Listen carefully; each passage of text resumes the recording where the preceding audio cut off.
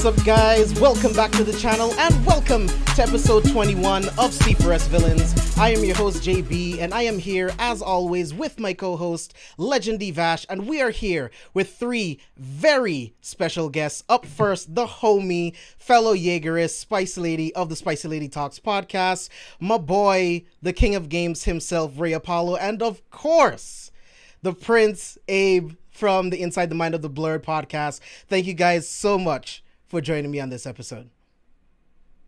Hey, appreciate you. Yeah, thank you for having us, man. You know, I know it's gonna be a brief time for me, but thank you for letting me be here. Appreciate it. Look, I'm just pulling up to the set every day now. You know me. I'm here. I'm be on the Wednesday, Thursday, Friday. Let's go. No, every same. single day. Literally, You stuck with me, dog. Like, and I completely, I'm so sorry, Chris. I'm also here too. Of course, Chris Conkling from the Popaholics podcast. I have a How's lot of everybody guests, doing tonight? I have a lot of guests here on the show tonight. I apologize, Chris. That's my bad.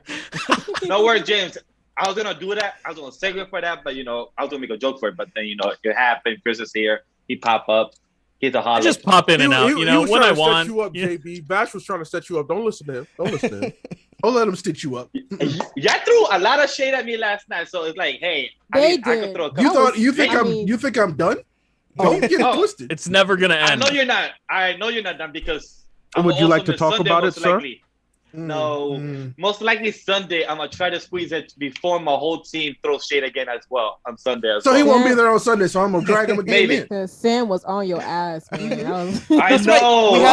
We had everything set up. It was like Sunday? Thursday. We're gonna talk about JJK. We're gonna get the whole crew. Sunday so we can trash him again. Yeah, Let's do that. Vash invites a bunch of people, doesn't show up. Yes, you were working. You have an excuse, but still. 18 hours working. 18 hours, guys. Come on. What about the hustle? I mean, Vash, I've seen you do the show from a car before. So, I mean, I no think you could have excuses. squeezed it in. That part. But thing is, I was with the producers and also I have music on, so I didn't want to get copyright. Well, you better for the tell YouTube him side. who you is. Oh my God. But this It's is okay, Vash. I'm gonna cut your ass until I can't. I know you can. But this is going to be a great show tonight. We have a great panel of guests here tonight. We are going to be talking about Black Panther, Ant-Man and the Wasp, Captain Marvel, Infinity War, Endgame, Spider-Man Far From Home.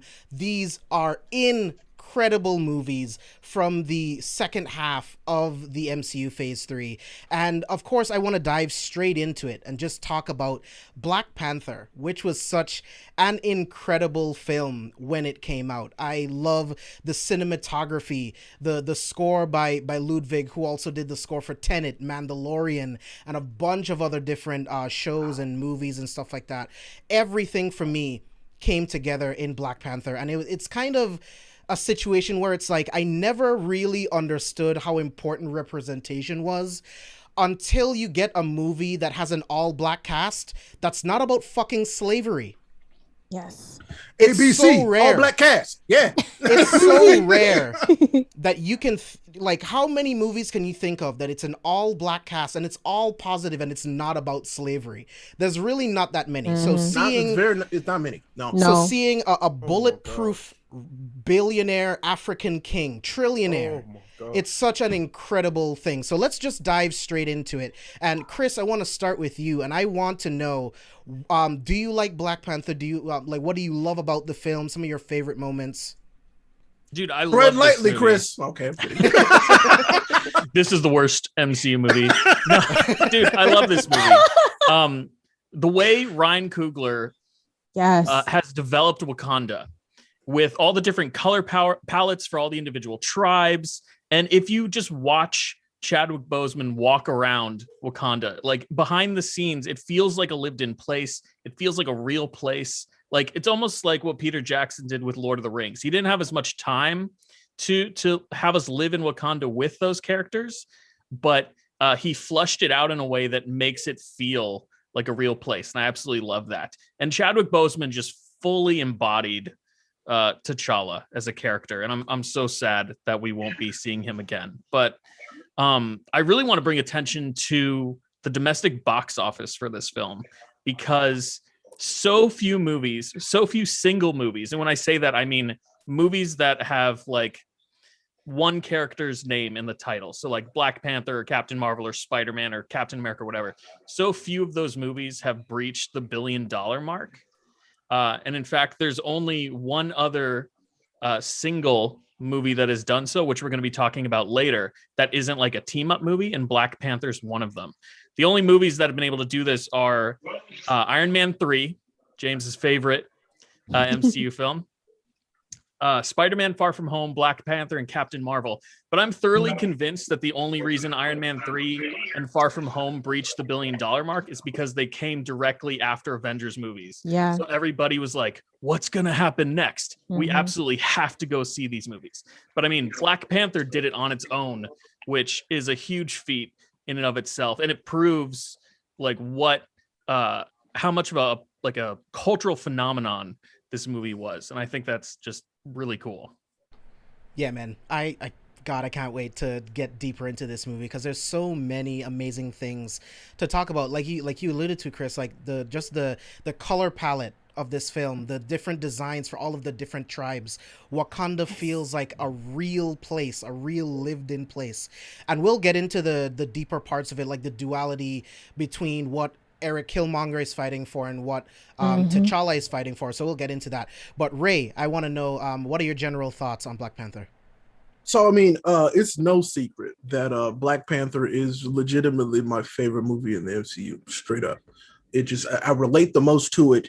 It's beautiful. The score is incredible. I still stand by it has the best music also in the MCU.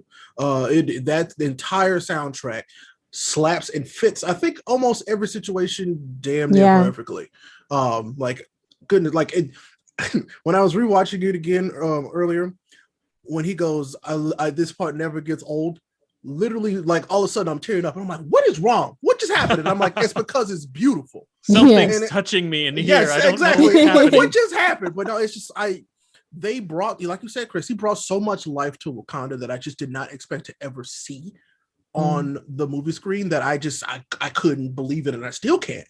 And it's just, you could tell that entire cast, the entire cast, was close with one another, and they really enjoyed working with each other. You can tell just in the way that they talk to each other, the banter, the tense moments are tense, the sad moments are sad. Like, it's everything just, like, it was the perfect storm for me. Everything just clicked in the right spots. Like I said, the one part that let us down was technology, which we all know. With don't talk about those moments.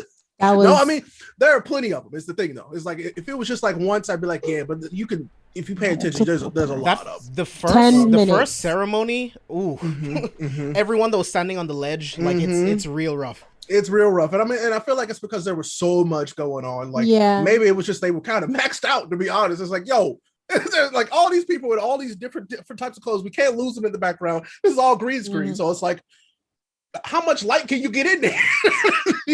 So that's really like my only small complaint about it. Was just like, sometimes just the technology and the CGI just doesn't work well, and that's hard when you're making a completely fictional scene. So I mean, I don't know, but I love it, and I always will. So straight up. Yeah, spicy. Yeah, I agree with everything Ray said. I love the whole, like, cinematography of Black Panther. It's one of the few Marvel films I'll watch more than once, just because of what it represents and how you just fall in love with T'Challa and how well Chadwick Boseman plays this character, who is known for just being that dude, in the Marvel universe. I love the costume designs in Black Panther. They really researched a lot of real tribal colors and cultures, and from like the earrings and like, you know, how the hair, like they really took their time with this, with making it seem like this is a real place in Africa, fictitious, but this is, you're getting everything, the cultural aspect of it. So I really did love that. I love the stunt doubles in this movie, like the Dora Milaje. I was like, man, if I had confidence back then to shave my head up, I would have auditioned, because I love it. Like they shine on screen too. Like just the star-studded cast. Forrest Whitaker did a great job. Angela Bassett, like just I did love that. And the issue I did have was with the CGI, especially when the major fight scenes towards the end. It's pretty but rough. that was Marvel trying to like push this whole like, you know, technology narrative, which I get, and the whole like, you know, taking his mask off like Iron Man. I'm just like, no, stop it. Like let's just keep it. T'Challa's kicking ass back in Civil War. Let's just try and keep it, you know, with upgrades. But other than that, it was a great movie, and I love the soundtrack. You know, I instantly downloaded the crap, the other like album that what you call it put out. Oh yeah, that Kendrick put out. The Kendrick. Yes. Yes. The Black Panther album by Kendrick. Yes. All the Go. stars. I have- Stars is one of my favorite songs. I from the have album. I have that on I vinyl. cry I play that on repeat. It's so good. I run like when I'm driving, I'm just chilling. I throw on that Killmonger, that Killmonger theme, and I'm It's just sick, bro. I play Ops all the time on my playlist. Like I love that song. Like I said, Ludwig did his damn thing for the movie soundtrack. Like, Yeah. but then Kendrick gave us a whole ass Kendrick epic with said- the. I'm like, come on, man. So I don't know. Like I said, Black Panther just was a point in time where everything just hit, yeah, like all of it. So, man, so good. I mean, not to mention, I saw it like 7 times in theaters. So, Yeah, I did my part, bro, to get that $1 billion. Yeah, you're definitely responsible. I saw it for free. Now I paid for tickets. myself and multiple people 7 times because I was like, we Same. going to see this movie. So I saw I for s- free 3 weeks advance, earlier screening, met Chadwick and the whole cast. nice. Yeah, I had a free AMC ticket, and we went to go see Black Panther. I saw that movie at the height of Movie Pass, so I saw it like 8 Oh. or 9 times in theaters. Ooh, So 4 Nice. times I mean, me. yeah. So I absolutely love that movie. I own it twice on Blu-ray because when the 4K Steelbook came out, I had to own it. So like I love this movie. It means so much to me. Like, Abe, what are your thoughts on this? Omonaija, first of all. The all right. So when I went to see Black Panther, I saw it in Pasadena with a bunch of friends. Black being one of them. We was bumping the whole All the Stars album in the whip. Like we had Ops playing. I love And Ops. the way Black drives is like he's going 150, right? So windows down, you just have a car full of Black men about to go to see Black Panther, especially me being Nigerian as well. I was in Buba Shokoto. I had the Nigerian flag with me. We were crossing the street. Light was green, and I'm over here as if the Super Eagles just won the World Cup. I'm just like, y'all gonna see me, and I'm gonna take my time crossing these streets. Y'all can hit me, but that's a lawsuit, right? So I'm just walking through like mad hype. I got pictures on Facebook, and even when we got to the theater, like as soon as it started, I stood up, I waved my flag. During the hype moments of the film, I stood up, I waved my flag. Like I was just so proud as a Hey, sit your ass down. I can't see. I was just so proud because, like you guys mentioned, this is an all-Black cast that pays homage to multiple African cultures and identities. And it has nothing to do with slavery, racism, or any of that Black porn trauma that people love to watch nowadays. It was just a like Spice, like you mentioned, a king who's rich, who runs a country, and what a country goes through. It was so great. And really, if I have to say I have any issues, well, first of all, because I'm a big Weekend stan, when Pray For Me came on, when they had pulled up to the casino, I lost my mind. I lost my mind. Bro. I love The Weeknd. I love him. I adore him, right? So the only qualms I would have to say is actually with Kendrick and the album, because I'm like, hey yo, where my Nigerian artists at? You know, like I seen you been peeping some South African, some Central. Where my Nigerian? Where's I Wizkid? feel Where's that. Davido? Where's Olavia? I got a little jealous. But overall, I was just really happy with the film. Really happy with the film. Yeah, Vash. For me, I had a great time with the film. I like I mentioned earlier, I started like 2 or 3 weeks before, met the cast. Maybe that gave it a better elevation of my experience of the first time I watched it. Like meeting Chadwick, meeting M'Baku. My like that dude is tall as hell, He's big. and he's a bit like, I'm like, damn, those chests, those pecs. It comes off the jacket and everything, like makes sense and everything. So I was like, Beautiful. wow. So like that just elevated the experience overall for me, and meeting the cast helped it to experience the movie as a whole. And I tried to watch it last year, when Chadwick passed away, like that same week and everything. I tried to watch it. I couldn't do it. It was hard, man. Watching it, it was hard. I tried to watch it. I was like, nah, I couldn't do it. I probably had it for 5-10 minutes. I just couldn't. I cried. Watching it this time, like twice this past week, I loved it. Still teared at the end both times, because it's just amazing for what it is, and seeing how they put their own inspiration with the voice acting from coming from Wakanda, like coming from that country that's technically not real, but putting their own twist of the culture in live action. It was beautiful. And I do agree. My one con with what you guys said is taking off the mask all the time during the suit. Like that was bothering me during this rewatch, because when I saw it the first couple of times years ago, I didn't really pay mind to it. But during the rewatch, I'm like, damn, he takes off the helmet a lot of times. That's an actor Felt thing, like, dude. Everyone does Yeah. it. More convenient for them. Yeah. Yeah. Yeah. like Exactly. I get Yep. it. Mhm. I get it. When they say the lines, the roles, Yeah. having the helmet on is very hard to say it. Uncomfortable having it on for the whole day. I get it. It's not I like the work in Power production. Rangers where they're dubbing the lines, my guy. Yeah, I know.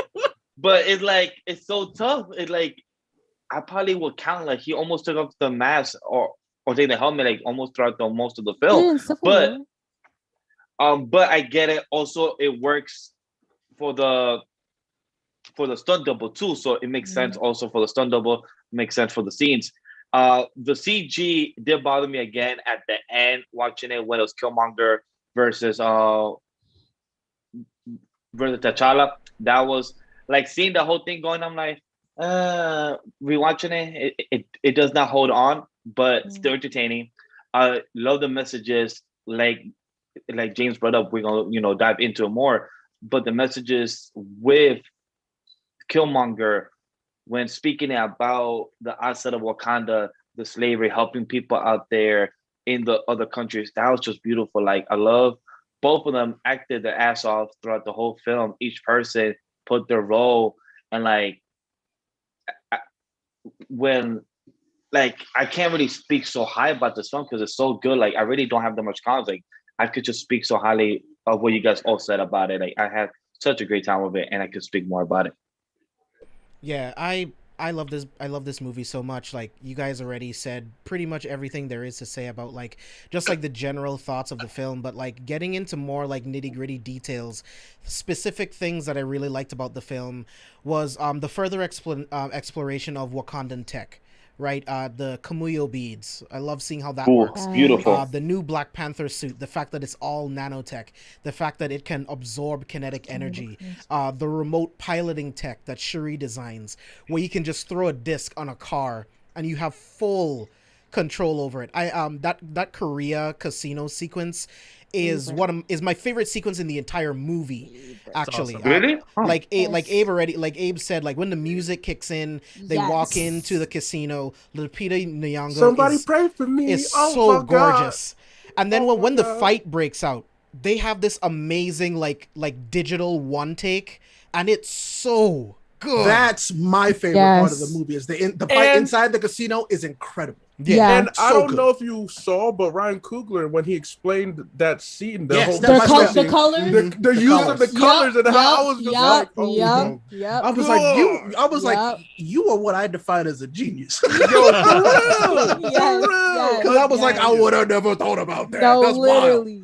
But no, I love that. And you know, and I feel like this was also them demonstrating and like cementing that Shuri is the smartest person in the world in this universe. Indeed. Yes, sir. 100%. Like she literally, like, single-handedly is responsible for the advances in Wakanda technology, which is ridiculous. Yeah. Yeah, At like 15 it's years crazy. old. It's crazy insane when she told Bruce Banner, like, "Hey, why didn't you do You did this fix to Bruce, Vision too. instead?" Like he was like, "Oh, I didn't think of that." Like, it shows how smart Shuri is, knowing that she outsmarts Bruce and Tony Stark. It's beautiful. Yeah, it's Her only amazing. competition is Riri, and Riri. of course, Mr. Richards. I would Right. love to If he Richard. even exists, We'll so see. whatever. We'll see what they do. We'll see what they do with those characters. Exactly. We don't know how they're gonna Riri establish and Riri. Shuri are definitely either be best friends or they're If quarreling. Like if we Bruce don't and- get to see them together, I will be very upset. Yeah. I Right. need to see Yeah. Riri and Shuri meet, at least in this Me. universe, like I straight up. need it. Kevin Feige is too much of a fan. There's no way that won't happen. I need it. has to. Right? I'm sure And it will. Just to continue on with that fight sequence in Korea. I love when Okoye gets out of the car, throws the spear through the SUV, and just completely stops it. Like, just further showing like how incredible the Wakandan tech is. Like, How it's amazing. when you use vibranium for what it's meant to be used for, it is Yeah, deadly. even them using guns, they're like, this is so primitive, and she Yeah, just yeah. comes down. She just easily like, they're Shout like out we're to so the- past guns. Shout out to the MCU for not nerfing the Dora Milaje. Oh, and why? every Bro. time You we've seen them, can't. You made can't. them as badass as possible in all their scenes. It's just like, You yo, can't make the Dormelage first of lack in all, any kind of way. can I like, get your number? First I of mean, all. let's be real. Had Right? they messed that up, I feel like it I would have would've been a been so wrap pissed. for Oh, like yeah. that entire And I think franchise, a lot straight of up. a lot of the Dormelage actresses are actual like martial artists. and what They're have all you. like A they're lot- stunt yeah, like I martial artists follow- front women. surprised. Yeah, I follow all of them on social media. I'm and, not surprised. like you can't, They're great. especially in Falcon Winter great. Soldier. Oh like, my they got God. Oh, they they're got so narrative. badass They in that kill. show. Think about, Cool. but the other thing I love is think about how often they are in the movie as everybody else. Like the Dora Milaje are ever present, just about. Yeah. Which That's is true, they should be. because- And And they I love hold that. they hold their own Sometimes they fade to standards the back. separate. They do. Yeah. Other films they'll have those type of groups Yeah. fade to the Mhm. back. You'll be like, all right, they have their one moment. That's Nope, it. We Yeah. forget they are about 'em. ever But present, no. and I love Cars. it so much. They And on 10 I like from how they beginning have to their own separate presence, like end. out from in the MCU. Like the Dormelage, like And I have a headcanon on that, and that's because of what happened to King T'Chaka. Is that's why they're so close to T'Challa all the time. It's because Right, they yeah. weren't Very there protective. for Yeah. King T'Chaka, so they're like, we're not gonna let that happen again. Yeah. Yeah. And I'm like, oof, man. Plus, also their dialogue Whoops. too. You know, like we remember the one instance with short. It wasn't Scarlet, not Black Widow, but that exchange between Okoye and whatnot in the garage in the previous film. Then the Wait, was that exchange- not Natasha? Was It that was, the- Yeah, I it thought it was was Black that Widow. Yeah, that was was it? Natasha. Okay. Yeah, okay. it was- You yeah, were yeah, yeah. removed. In Because I was Infinity like, War, I right? didn't want Yes. to. I didn't want to. That was- I thought that was That was in Civil Civil War. War. That was He- Civil War. Civil War. Right, right, right, right, right. I know He what you said, mean. So, I would love so to see this, but not that- right now. Yeah. that dialogue there, even in Yeah. Black Panther, the dialogue You felt between that. between David Kaluuya's character and Yes. Okoye, and then other like the dialogue in Falcon and Winter Soldiers. Not only do they bring action, but their dialogue is also meaningful. It's impactful. You never feel like they're wasting their lines at all. Yes. Agreed. Yeah. Yes. Never feel wasted. So I'm glad that you brought that up. There's two things that I want to talk about real quick. First off, let's talk about Wakabe. How do you guys feel about his turn? Spicy, I want to start with you.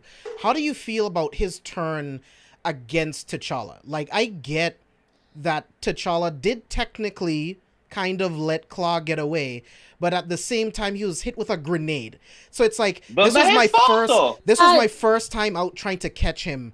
Like, how can you just give up on our friendship that quickly? So how did you feel about the turn? Yeah, I feel like that turn was so stupid. I was just like, I think it was just a means of like just chaos, within Wakanda for that. But I don't know. I was just like, dude, like he just became king. His dad just died. Like, of course he's gonna, you're his homie, so you should understand the weight that comes with being king of Wakanda. Like, you understand. So for him to be like immediately been like, well, I'm siding with Killmonger now, it's just like, on what grounds? Like, to be honest, he didn't even seem that upset. He was just like, well, I just decided since you didn't want to catch him, you know, he's like, did you not see the freaking like, you know, they're in Korea, like did you not see, like, they're trying to. So I just didn't like it. I feel like it wasn't believable, but I did like on the battlefield how they kind of made him come back with Okoye, where she's just like, dude, like, come on, like, this is ridiculous.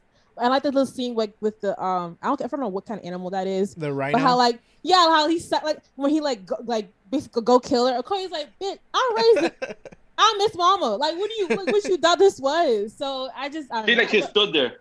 But I like adorable. Okoye and their dialogue too. I like the relationship because he has respect for this woman. He has respect for her. So I loved how she stood her ground with him and like that, because that was realistic. She was like, look, you can't, like, you got to think clearly about this shit type thing, like, you know. And I really loved that scene where it kind of brought him back in type of thing. But other than that, yeah, it didn't make sense why he was upset. Like, okay. I think it makes a lot of sense in the context of the movie, because I mean, if you think about it this way, he understands everything that comes with being king, but they grew up together. So T'Challa's like his best friend, and his best friend's leaving the country, promising him that he's going to get justice for the death of his parents. So imagine like the rage you would feel, and how badly he wants to see that justice, and how badly he wants Claw to die and get that revenge for what happened to them. So yeah, I think like in the moment, and because he does turn back by the end of the film, I think for that period of time, it does make sense that he would be like, I don't know if you're going to be the king that I want you to be. You know, yeah, we're best friends, and yeah, we grew up together, but like, if this is the way things are going to go for the country, I'm kind of on Killmonger's side. Like, I want justice for the things that have been done to Wakanda. And you just proved to me the first time you went out to get justice that you couldn't do it.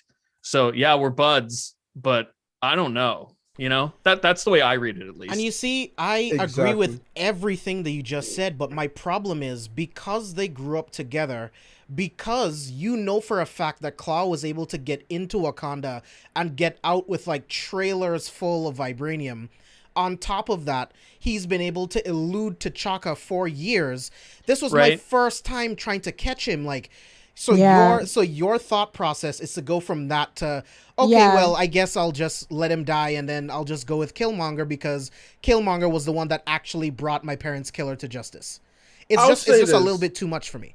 I'll say this: I see that the way they built up, the way that T'Challa was portrayed up until this point was that, you know, he was going to be strong. He was going to do what his father couldn't. He was going to make those tough decisions. So, you know, Wakabe as the homie is like, all right, bet, you know, I'm with you. You know, I'm rolling with you, especially since they grew up together. And T'Challa's always been more hard exterior than the version that we get afterwards, where he's more open to being around other people.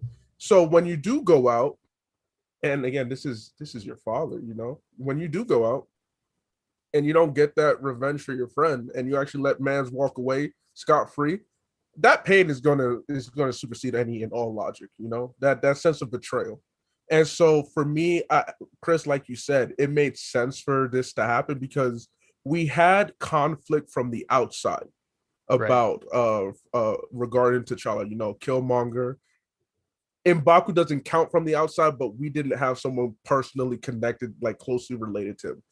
But Wakabe served as that internal conflict that, you know, not every story has, but I'm a fan of when there's internal conflict too. Like, you got to have the friends question, like, yo, is you really about this life? Like, this, can you do what you say you're going to do? When you have both pressure from both sides, it, in my opinion, it helps develop the character that much more. And so while it could have been done more cleanly, I felt that it was necessary to make T'Challa who he ended up being, because it was no longer like, oh, how does the outside perceive me? It's like, no, I got to worry about the homies. Like, how do they see me? How do I look to them? I understood that. I just felt like it didn't hold weight for me, because I understand all of that. I do. I just felt like the way they transpired doing it, I didn't feel that weight.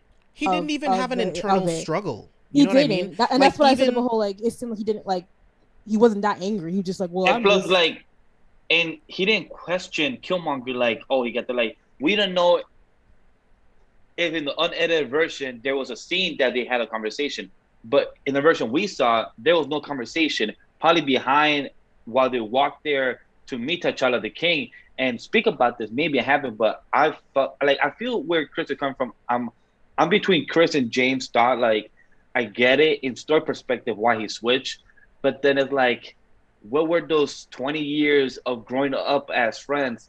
And then you just see me going out the first time I like, you know, on the field trying to catch a guy that eluded my father for a good 30 years. You thought I was gonna give me one try? Maybe the third or second try, Right, but like one the try. first Like, try, like, dude. Like, Yeah. that's Yeah. impossible. If you want to talk I think big the dude that got you his better hopes than up. your I father, think that's what yes, happened. I expect you to get it done on the first try. I fully expect it. Don't talk this big game like you about it, and that is, I have such high standards for you, especially because I'm closely connected to you. You know, Right. I know what you. So it's not that. So I'll say it like this: it's not really just someone mentioned it. It's not really T'Challa's fault. It's Wakabe had built up this pedestal. This had set such a high bar for T'Challa, and he failed to meet it, unfortunately. Now, that's not exclusively T'Challa's fault. Like, I'm not going to put the blame on him. That's also Wakabe's, but it makes sense in that case when you look at it that way. Like, high bar for this guy. Like, you're going to get it done. You're going to do what your father couldn't. I'm going to be at peace. You my homie. I know you got me. Yeah. Oh. Oh, okay. And also too, Wakanda isn't perfect. Like I know hopefully with the second movie coming out, they'll dive in deeper to like how the comics, you know, deal with how there's a lot of social injustice within Wakanda. So I guess that was kind of like a little start to that. Now that the borders are open, that kind of thing, there's gonna be even more, you know, things to deal with. But yeah, just that situation in particular, I was like, Killmonger came and just, you know, threw, you know, Witch King's body. He was like, oh, okay. Yeah, Ray, where do you stand on this?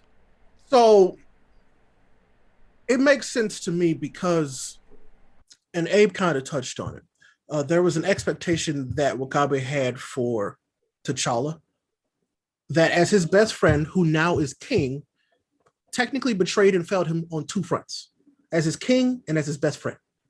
He wasn't able to get the justice for him. So it hurt him much more than just a regular person. You know what I'm saying? And that's what, and so he had that much trust in him because, like, you're the Black Panther, bro. We know what that means. You have the tools and the skills to do it. Why weren't you able to complete it? And there's a song lyric that perfectly summarizes why it seemed like he turned so quick. Corrupt a man's heart with a gift. That's how you find out who you're dealing with. That was the very easy way for Killmonger to take literally take control of that man's heart because he brought him exactly what he wanted. Yep. Something his best friend couldn't do for him. And this random outsider who was claiming to have claim to the throne, easy choice for him. That's true. Right. So it's like that's a good point. I get it, but it's also like, yo, that sucks. Because he was so set and blinded by this revenge that he turned on his best friend. And not only his best friend, his king and the rest of his folks, bro. Oh, exactly. And on top of that, like you mentioned, he was so focused on revenge. So now he's just like, you know what? We can't let these people wrong us like that. And Killmonger's further promising, like, hey, we're gonna hit them first. We're gonna empower our people. We're gonna finally stand up for ourselves. Which is valid. It's very valid. Yeah, the corruption just Killmonger came in and was, you know, a lot of people are like, oh, Thanos is right. Killmonger actually had a point. Yeah. We got people out there like us dying, and we could do everything about it. His execution is wrong, but his ideals are correct. Well, exactly. What's her name was saying the same thing. Nikita was saying the exact same thing to T'Challa. Because she was out here, you know, doing. And she was doing she was doing it in the way that is more. I mean, not to him. Like, he didn't like the way she was doing, but in a good way. Yeah. So that's what I love that coin there, because I'm like, no, they're saying the same thing. They're just doing it very differently. One comes from a place of anger and resentment and you know, revenge. One comes from a place of love and self-sacrifice and perseverance. It's real good. So that was the second thing that I wanted to talk about, and I'm glad that you gave me the perfect transition, Ray. So, Chris, where do you land on this? Like, how do you feel about Killmonger's plan and his ideals? Like, where do you land on this? So, In my eyes, Killmonger is a radical, and while he makes a lot of good points, true points, I tend to be more of a pacifist. So I think I'm always going to side with T'Challa because he wants the same thing for his people, but he wants to do it in a peaceful way. It's not about Wakanda going out and attacking the rest of the world to prove their dominance. It's about Wakanda going out and sharing their resources with the rest of the world to prove what a global powerhouse they are.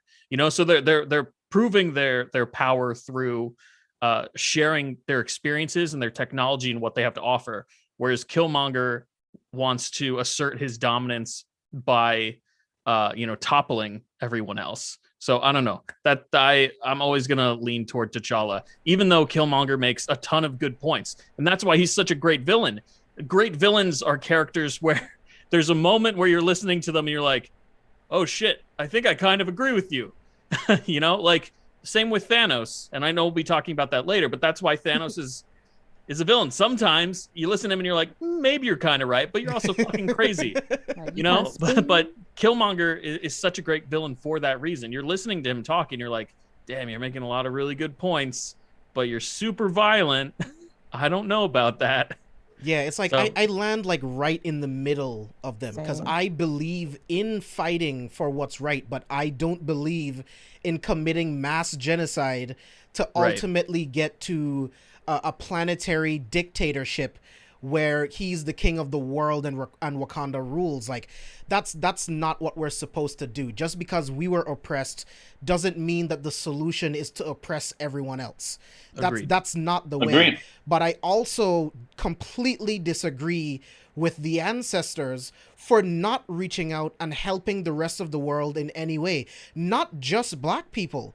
That's important, but not just them. There are people dying from cancer. There's people who are paralyzed, and Wakandan tech can easily fix these issues. So this is where I have a huge problem, and I love that by the end, T'Challa switches up on everything and decides to open up Wakanda to the rest of the world because there's so many countless lives that can be saved. And if you don't do anything, you're just as bad as the people that go out and murder these people, in my mind, because you have all of the resources. It would cost you nothing to help. Like there is a mountain, like Klaus said, there is a mountain full of vibranium, the strongest, most versatile substance in the universe. They've been mining it for thousands of years and they haven't even scratched the surface. Wakanda can help, and I'm finally glad that they're doing that. Vash, where do you stand on this? I feel 100% like the Mandalorian have said, this is the way. I agree with Killmonger, but his execution of what James said is that you cannot treat them as how you got treated from them. You cannot treat them as the oppressor of how you got treated. It's like you cannot be negative with negative. That will not make a positive. And I get where Killmonger is coming from, but there's a better execution of how to get where you want to be. Like, okay, cool. You want to protect your people around the world from the slavery that happened, and you want to fix what the ancestors, what the previous king. Like even when T'Challa asked his father and everything in the second time, and when his father said that he has failed and everything, when T'Challa figured out that there is traditions, there is rules, but you could fix and improve those rules from before where people couldn't do it now. There's times changes, and I love to have how T'Challa had that one mindset to keep the borders closed because of the tradition. But at the end of the film, seeing Killmonger's vision and understanding his vision, he wanted to take that vision that he saw, but do it in a good way, in the light way, where it doesn't seem such a execution way to seem like trying to control the whole world. Yeah, man. Spicy? Yeah, so T'Challa has my heart, whereas Killmonger has my head. Both of them make sense, and that's why I always recommend that people go take an African and American history class, because a lot of the aspects that was going on in Black Panther was what I learned in that class. It was different ideologies, executed differently, but both understandably.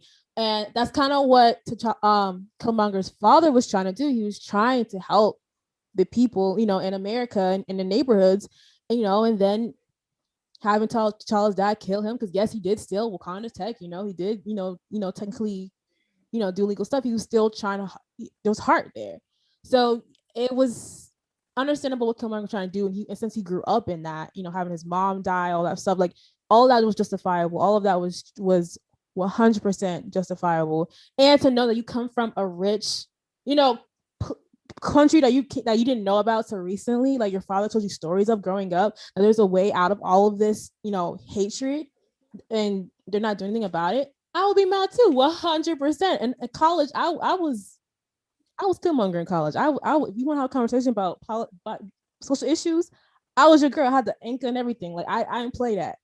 So, but Killmonger is T'Challa's me now. Like more of like, you have to understand, that using your resources and helping people and not meeting the oppressors where at their level. And you see that throughout the movie with T'Challa, how he interacts with the shield agents and everyone else, how they have this poise about them. So Killmonger, he did what he had to do, what he thought was right, but at the end of the day, I was with T'Challa all the way. Like, I 100% agree. Yeah. Abe, where do you stand on this? And then we'll move on to final thoughts. Man, look, your sense of running theme, Ray had touched on it earlier when we talked about another character before the show. But I'm gonna be real with you. Christopher Priest's 90s run of Black Panther is one of my favorite iterations of Black Panther. The main reason being is that T'Challa did not give a damn about anybody else except Wakanda and his business. He only interacted with people just to be like, yo, are you a threat to my country, to my people? I'm a king first. Yeah, exactly. Avengers are like, hey, he's like, I don't need to be buddy with you. I just need to know that what you about to get into is going to rock with me and my country. Remember that time he pulled up, whooped all their ass? Yeah. And he was like, literally, you only call me when you need me. Like, no in and out. So as a result, getting out of my country now. I wanted to get that version in the MCU for a couple of movies. And because we did it, I was like, yo, Killmonger, you're closer to what I envisioned Black T'Challa to be before he decides to turn. And I think that was the point. More. That was the point. Yeah. And as such, Killmonger, I'm rocking with him. But also, I'm rocking with Killmonger. All right. There's a certain and Baku thing was like that too. that I rock with. Yeah. And Baku was similar. Yeah, they're similar. Me and Baku got I think we had a conversation. T'Challa was like that, but it was his father. Him understanding like his father wasn't perfect. That really made his character question a lot. Oh yeah, and it made sense. It's just like, again, 90s priest version. That's the version I wanted in MCU for at least a couple movies. That way it could be like, hey, look, everybody in MCU Avengers, he ain't somebody you just mess with. That boy, like he rocks with y'all now, but he will whoop y'all asses if you keep messing with him and his country. All right. I do think they figured it out real quick in Civil War. I think they figured it out real quick. That's what I was gonna say. I was say they figured that out real quick. You don't mess with the king of Wakanda. No. T'Challa could have been what Abe's talking about, but because he encountered Zemo in Civil War and saw how revenge and hatred was corrupting him, that made the character flip. Exactly. Further emphasize that. I was like, yeah, but no, y'all robbed me. I needed more of that. I mean, and I'll be honest, that would not have been very fun to watch for long in movie form. I'll be very frank with you, especially for a king, because then it seems petty. You know what I'm saying? It makes it's kind of wasted. Because, like, you're a king. You are supposed to be better than everybody else in certain aspects. Right. So. True. Yeah. So, Chris, I want to start with you. Final thoughts. Oh, this movie's a gem, dude. Like, this is a standout film in the entire MCU. And I think it'll always be that way for everything that it represents. So, I love this flick. Yeah. Spicy? Yeah, 100% rewatch value. I mean, I love it. Like, when I first watched the movie, I saw these two little kids outside the little the movie poster pointing out which character that they are, and I just like got so like heartfelt inside, because you don't see that a lot with movies. So, and a superhero movie at that, I love the whole representation of all of it. Like it's great. Abe? Great superhero film that you just got to rewatch with the family, by yourself. There's always moments to make you happy, to make you sad. to without having to traumatize you in any way. This was just a solid film. Yeah. Vash?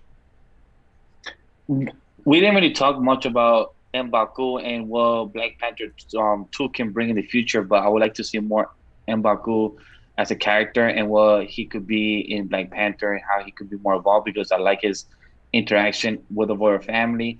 I like when he told them, like, we don't eat people, we are Vegetarian. vegetarians. That was so So, funny. like those type of comedies and everything, and the way that he just saved T'Challa, and the way he just shy away, and like those body language, those characters. Like, this film is such a gem. It's in my top 5, top 3 for a reason. I enjoy this film for what it is, because it's great score, great editing, great choreography. Like, it has great everything. No matter CG, not every CG type of special effects will hold up 20 years from now and like that. But for what it is, it's still an enjoyable film, and I loved it, and I will continue to rewatch and still be detained, and most likely crying all the time now from his passing. Ray, final thoughts? So, I mean, and I don't say this lightly when I say Black Panther is my favorite superhero movie, like, just straight up. And it's just because, a lot of people are like, oh, yeah, it's because he's black. Yeah, it's because he's black. I think about that. That's some representation I literally thought we were never going to get on that level of seriousness. We've always been like comedy and gag characters and bad guys and thugs and gangsters. That man's a king. That's a big damn deal to me, and always will be. And I think it's a big deal for like Black kids that were growing up that had, they got to grow up seeing that on the screen. Like, that's a mindset thing. Your representation matters. But yeah, this movie does so many things right from a movie perspective that, I'm like, that also makes me enjoy it so much more. Like, it's just a very good movie, if you ask me. And I could rewatch the movie. Like I said, this was the first time I've like rewatched any of it since his passing. And it's hard, be very honest, because he does so well as T'Challa, and I'll never forget that performance, and it's going to be one that's impacted me as a person, literally. I love this movie. I can see its flaws, but I also just understand that it is something I enjoyed and resonated with. It was for the culture, and it mattered. Yeah. Yeah, man, I absolutely love this movie. We already talked about everything, the costume design, the cinematography, the beautiful score, the exploration of Wakanda as a country, like the fact that it felt like a real lived-in place, and now that it's open to the rest of the world, I can't wait to see how good the rest of the MCU will be now that they have those resources from Wakanda. I can't wait to see what's going to happen in Black Panther 2. Ryan Dude, Coogler. we're already seeing it with Falcon's costume. Right. Yes. That's true. Yes. Captain that's America, sir. I'm so sorry. Captain America. Yeah, They took out a loan to get Cap's new suit. But yeah, man, like this, like Ray said, like this one was for the culture. The Oscars are absolutely full of shit for trying to stick it in the participation, the popular vote, the popular award. I thought that was absolute bullshit. It's like, no, if you don't think it's Best Picture worthy, just don't do it. Don't create some bullshit award, some participation trophy just to please the darkies. I don't want it. So yeah, man, we've said it all. This is an incredible film, and I am ready to transition to one of the best MCU movies ever made, one of the best comic book movies ever made, and that is Avengers: Infinity War. As much as I would love to be here to talk about this, and God damn, I want to talk about that and Far From Home so bad, but I actually have to go. But thank you so much for having me. I love to, anytime anybody's ever like, want to talk about Black Panther? Hell yeah, I want to talk about Black Panther. So thank y'all. Y'all have a good time. I'll be in chat. So later, yeah, Ray. man. Thanks for making the time, bro. Of See ya. course, brother. Anytime. I'll talk to you later. See ya. All right, Spicy, I want you to go first. Talk to me about Infinity War. Uh-oh, damn. the notebook. The Girl, notebook's okay. coming out. Look. Girl got her book ready. I love rewatching Infinity War, and I love watching the theaters. And it definitely held up. I just love the fluidity of this movie. Like every scene, transition, everything. It makes so much sense. The animation CGI was great. Peter, just how having all the characters come together made so much sense and they paced it well. Like I loved it. Like we can get more details later, but I was like, wow, this is a really great Marvel movie. Like, yeah, it's amazing. Vash. Rewatching this shit, I was still blown. Like seeing Thanos, I would agree. Some scenes with Thanos does not hold up, like the CG and everything. It felt very out of place, and I felt like the CG wasn't clean. Like probably when I first watched it, I was like loving the shit. I was like, oh my god, that's fucking Thanos from the comics, goddamn, and everything. But if you're watching, I was like, a couple of scenes could have been worked on there a bit more and everything. But overall, excitement, love it. When Thanos told Loki, no resurrection this time. I'm like, Oh my gosh. but okay, sure, whatever. I guess no resurrection, even though like 5 years later and everything. Seeing the Doctor Strange interaction with Tony Stark, amazing. yes. Seeing the interaction with Peter Parker with Doctor Strange said like, oh, how you doing? My name's Dr. Stephen Strange. They're like, oh, we're doing code names. Oh, my name is Spider-Man. So like just seeing those type of interactions with the cape as well. Seeing the interaction with Rocket or taking a rabbit with Thor, talking about the hammer, like, oh, do you have the special thing with the hammer and everything? And like just Rocket trying to be the captain of the ship and everything, trying to be like, damn, okay, I guess it's time for me to put the big boy pants in the captain and speak to Thor like, hey, say your brother, you have a father, dead, you got mother, dead. So your people, they're dead, half dead. Like those type of interactions throughout the film, like so small and cast, but such a big thing that makes it so entertaining with every single thing. The conversation with Vision and Wanda, even though it was not there fully throughout the whole MCU, and we finally see it more through WandaVision. Seeing WandaVision now and seeing this actual film of relationship of WandaVision, actually, okay, I felt more invested now actually seeing it. So I'm curious to see how you guys felt about that too. I was entertained and not go spicy. No, I was gonna say like Vision talking about the stone and how he's like wanted to keep check on it. I was like, it was there. We didn't see it. We didn't like it was there. We didn't even know. And that's why I love that, because it was just that was the start of where we're at now. So I did love those Vision moments and how everything makes sense. Yeah. Yeah, I have to push back on one thing you said, Vash. I actually think that all of the scenes with Thanos were almost perfect. I agree. I think agree. it's phenomenal. I'll say that effects. Thanos looks better in Infinity War than he does in Endgame, if I'm being perfectly honest. I feel like every time Thanos is on screen, it's like literal, like you can see like the hairs on his skin, the in stubble on scenes, his face, like, in the like close-ups. Yeah. I did not finish my rewatch for Endgames. I didn't have the chance, but with Infinity War, like I don't know, I just saw a couple of, like not like throughout the whole film, like probably throughout the whole film, a couple like probably 5 scenes I felt like could have been better. But that's just me working production, seeing other stuff and how technology has improved. So like that's just me with my mind currently and everything. Probably if I saw the film another 5 times when it first came out, I'll probably say very much different things. And also seeing when Doctor Strange saying that we're in the end game now, I'm like, oh shit, I'm like, did I notice that years ago? And then seeing that like we're in the end, we're like, oh, that's probably why it's called Endgame. Oh shit, that's pretty dope. It just clicked to me and everything. So, and seeing the team up between Guardian of the Galaxy with Avengers as well, like that's so dope. Like seeing from comics to actually in the big screen, like when Star-Lord meets Peter, and then like when they talk about like the old stuff and in pop culture, and then start like no more pop culture. Stop, we're done. Like those conversations, I love it. Like I had a blast rewatching this film. It was such a good time. Yeah. Abe? Man, look, just from beginning to end, they hit us with everything we wanted in this climax film, in this conclusion to the story that they've been building up for 10 years, right? The way we start off on the ship, just bam, right off the bat, we throwing hands and catching bodies. I'm like, all right, y'all got me. I'm sold. I'm ready. I wasn't disappointed at all. There was some moments, of course, like what they do with the Hulk, but that's more of like not an Infinity War problem. That's just a whole MCU problem. You feel me? Agree. Yeah. But Thanos was ideal.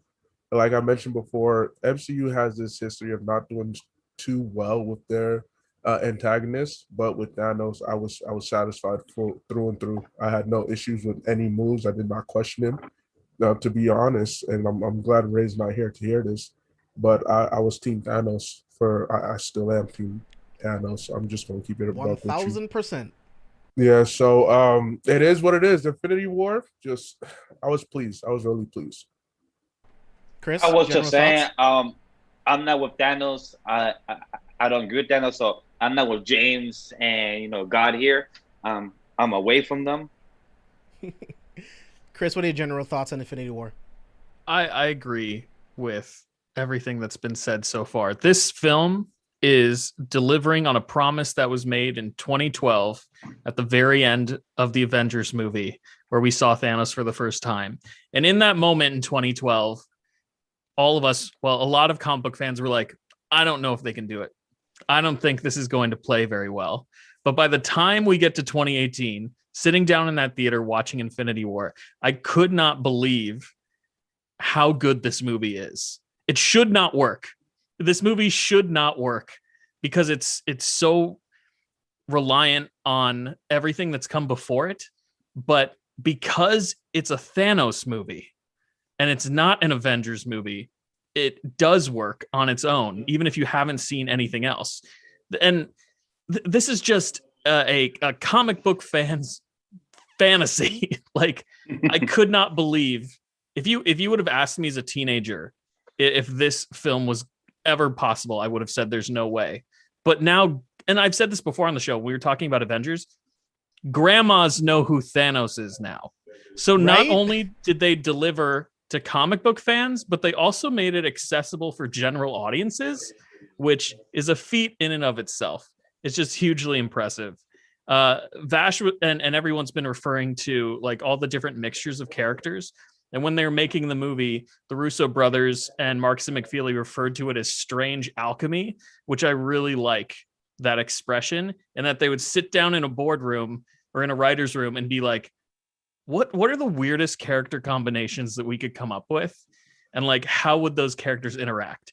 So you get really amazing dynamics between Thor and the Guardians of the Galaxy. You get hilarious moments between Steve Rogers and Groot. Who the hell would have ever thought that those two characters would have said even just one line to each other? I am Groot. I am Steve Rogers. I'm Steve Rogers.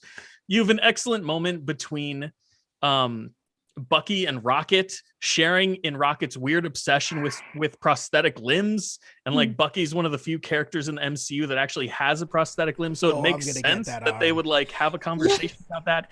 It's just like all these crazy character dynamics that have converged. And it's just, they delivered so well in this film. It's still amazing that this film is real. I still have to pinch. I just want to add something real quick. The most wildest thing in the movie is when Thor said that he knows Groot language because he took some type of elective. Yeah, he took an when elective. he was a child.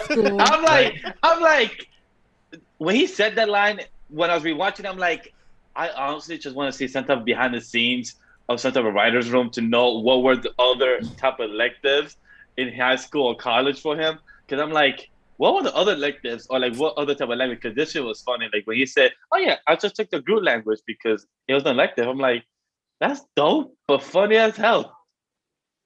Yeah, man, this movie is absolutely insane. Like you were saying, Chris, like the pairings of characters, and we'll get into this a lot more once we get into Endgame as well. But the pairing of these characters is things that I never thought I would ever see in a million years. Like Captain America and T'Challa running side by side against awesome. these aliens, right? We getting to see the Black Order against Black Widow, Captain America, and Black Panther. Getting to see Okoye, Black Widow, and Scarlet Witch fighting against a member of the Black Order. It's like, what's happening? Shuri is literally remapping Vision's brain in Wakanda. It's like, what am I even saying right now? Like, it's absolutely crazy. I'm watching Tony Stark, Doctor Strange, Wong, and the Hulk in a row against Ebony Maw from the Black Order. Like, these two movies are just absolutely insane. And the MCU has truly captured what comic book fans want, getting to see all of these characters on screen at the same time. Again, we'll get into it in Endgame, but Howard the Duck was on the field with the Avengers while Valkyrie was riding a Pegasus. Like, it's so fucking crazy. But one of the themes that I want to get into, and Vash already brought it up, but how do you guys feel about Thanos' plan? Because there's a lot of talk like, well, why didn't Thanos just double or quadruple the resources? To me, I feel like we would just burn through them even faster if we had more. So the alternative was the only way. But Abe, how do you feel about this? Of course, Abe first, huh? Look, He's gonna agree to it. Look. All that extra question stuff, just save it. Just save it. Except what Thanos' plan was. You know, in my opinion, you can't make it that simple. I think there needs to be punishment, and punishment is cutting half the population. You know, y'all don't deserve it. Humanity doesn't deserve for all of a sudden me to snap my fingers and then they have abundance. There's no lesson to be learned with that. Human greed is still going to take over. They're going to be like, hey, let's continue growing. We're going to have the same problem. But when you cut the population in half, people get scared. They start to be like, oh, snap. All right, we gotta adjust differently, which we end up seeing later in the phase 4 stuff, especially when we get to Far From Home, but most of phase 4. So as a result, Thanos, look, I'm looking at you, baby. You ain't do nothing wrong. I'm with you through and through. I get you. I'm by your side. I can't look at the end of the day, Thanos. Just know you still the bootleg dark side, but damn, no one's touching dark side. He really I'm is sorry. Though. He really is. I agree. Dark side is an actual god. I always call myself the son of dark side. I all hail dark side, and I Thanos, I respect you, but let me just say this now: you are the bootleg dark side. All right, dark side would have done a better job, in my opinion. He probably would. This is why the anti-life equation is better than Thanos' plan, by the way. But for the MCU, Thanos, I rock with your plan. See, the thing is, at least Thanos was fair. He still wants the trillions of beings across the universe to have free will. Unlike Darkseid that wants to use the anti-life equation to rewrite the world. He wants to take freedom of will. He said free will. By any means necessary. But Vash, I want to hear your thoughts. Like, what would you have done if you were in Thanos' position? Okay, so if you're asking me what I would have done, like in my insane brain that I have, I would probably have done what Thanos did. But in my logical, smart way, trying to not do what Thanos did, take half of the population of the whole universe, I would find some type of logical way using the Infinity Stones, having the freaking gauntlet controlling time and everything. I'll find a logical way possible to bring resources, but probably giving these humans. Wait, hold on. Maybe giving these humans, alien creatures around the world, more common sense, more type of logic instead of being more stupid or trying to cause more war, being more idiotic, like actually have you would still need some type of like magical MacGuffin to change people's wills though, because people I don't want to say this, and I don't necessarily believe this, but I think people are like inherently selfish, or at least like they're survivalists. Sir, you are absolutely right. No, ain't no 100% correct. There's no shame from it. We humans are selfish. Chris is trying to be politically correct. So people are survivalists, right? Yes, like 100%. Most of our actions are because we want to live. We, the individual units, not necessarily like humanity as a whole. So I still think you would need something to like change someone's will to get them to be altruistic and not selfish, and that's I think that's where that plan falls apart. Sorry, Vash, I didn't mean to interrupt you. But of course. Continue.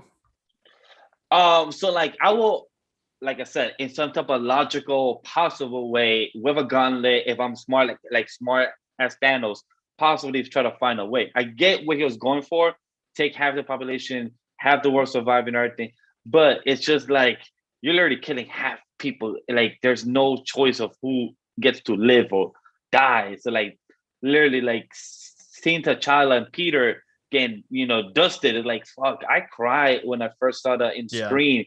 Like, I cried once I saw T'Challa, like a tear or two would pop. Once it's a Peter, that's my childhood like favorite character, Peter Parker and Miguel O'Hara, Spider-Man 29. So when I saw Peter saying like, "Oh no, I don't feel so good," I'm like, "Yo," I started to tear. I started to just bawl, and then like, Dude, I I'm felt like, nauseous during that scene. I Like said I was no. so upset.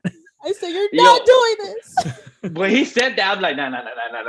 Not my baby, please." Like I handle Black Panther, I can't do another one. And then when he started to do, I'm like, no, okay, cry. It's And because I'm they I know how prolonged much that you love series. Spider-Man too, so that must have Oh, hurt a that lot. hurt me and everything. So like, damn. So with that question, James, would I have done something different? Yes. Would I know exactly what it is? No, because I'm not some type of super genius like Shuri or like Thanos that will find some type of logical way. But was he right? Yes. Was his execution horribly bad? Yes. I just wish my man Thanos, found some type of logical, smart way in the MCU to find some solution to save Earth and other planets like his planet and everything. It's just shit happens. Yeah, I don't know. Like he could have found some shit to not destroy half the universe. Kids get destroyed. High school and everything. Short of brainwashing the entire universe, I have no idea what that would be. But Spicy, what are your thoughts on this? Look, I'm a very much facts gal. And Thanos has practice with this. That's why he got kicked off the Titan, because he offered this idea. Right. They said nah, and then Titan perished. So he like, all these other places I went to, they live in life now. Even with Gamora, she was like, he's like, yeah, but have you been to that planet yet? Yeah, they all live in life. And she's like, wait, what? He's like it made sense. It made sense why he's doing. It wasn't right, but facts wise and what he saw, the results he saw from how many planets he's conquered made sense to him. So I don't know any other way that could have done that differently. I can't. But the facts that Thanos gave us, it made sense. So I was like, hey, of course you had to stop him, but it made sense to me. So I wouldn't have done anything differently if I was Thanos, because if you see the same results every time and they're good results, then you keep at it. Like I don't really know what else to say. Realize that the other way that they wanted was Darkseid's way, and they Right. weren't going to do that. So Right. like, either accept this, or just say that you're too good of a person to understand why Thanos did what he had to do. All right, that's my stance. Chris, what about you? So I agree with Abe. There's a really awesome book that came out before Infinity War was released called Thanos Titan Consumed, and it basically covered the backstory of this MCU Thanos before Infinity War. So it covered his time as a young man on Titan, being exiled from Titan. It also covered him coming in contact with the Chitauri for the first time and forming them into his personal army, as well as coming in contact with the Mind Stone. So we find out like how he got the Mind Stone and how he passed it on to Loki before Avengers. But the really interesting part of that book is it goes into detail about what his proposed plan was on Titan to save them. And his plan was to essentially euthanize people at random. It was like a lottery, basically. So, social status or economics, your value as a citizen, whether you were a doctor or what, didn't come into play. It was totally random. And then to prove that he was, genuine in his motives, the only person that he programmed into the program to absolutely be euthanized was himself. So proving to the people of Titan that like, I want the best for the species and I'm going to kill myself along with half of you to make sure that happens. But they thought he was crazy, and it was inhumane. So they banished him from the planet. So I think maybe at that point that Thanos is speaking truths and that plan makes sense, but I think the further away he gets from Titan, and yeah, he's trying to accomplish the same thing. And yes, he's trying to do it on a grander universal scale instead of just a planetary scale. I think he does eventually transition to the Mad Titan, where, yeah, he wants to do the same thing, but maybe there's also like a little bit of self-importance mixed in there. And he just becomes a little crazier. So while I don't disagree that like maybe it's a good plan and it would save a lot of people and our future, by the time he's in Infinity War, there is this like zealot nature to what he's preaching, you know? So I don't know. I think it makes sense. If he doubled the resources, that would just increase reproduction, and then we would end up in the same place. Yeah. So that doesn't make sense at all. Or it might have become accelerated, right? Right. Mm-hmm. But yeah. Go ahead. He said that to Tony when they were on Titan. He explained that whole like euthanization plan, all at randomness type thing. He did say that. So I do want to read that book though. The book is really cool, especially if you're into like MCU lore. Yeah. And plus, to add to the conversation of what Spicer brought up, that conversation between him and Tony, I love as well, because Tony was shocked that Albert Thanos knew of him and saying that we both have been cursed. I love that conversation between. You're not the only one cursed with knowledge. How do you guys feel about that? Like with them, with the conversation and with their interaction, like of how Tony held his own with his nanotech suit and everything. Like, how do you guys feel about that? Look, I thought it was great, honestly. Like, I love watching Tony using the nanotech, trying to hold his own against Thanos. But for a drop of blood.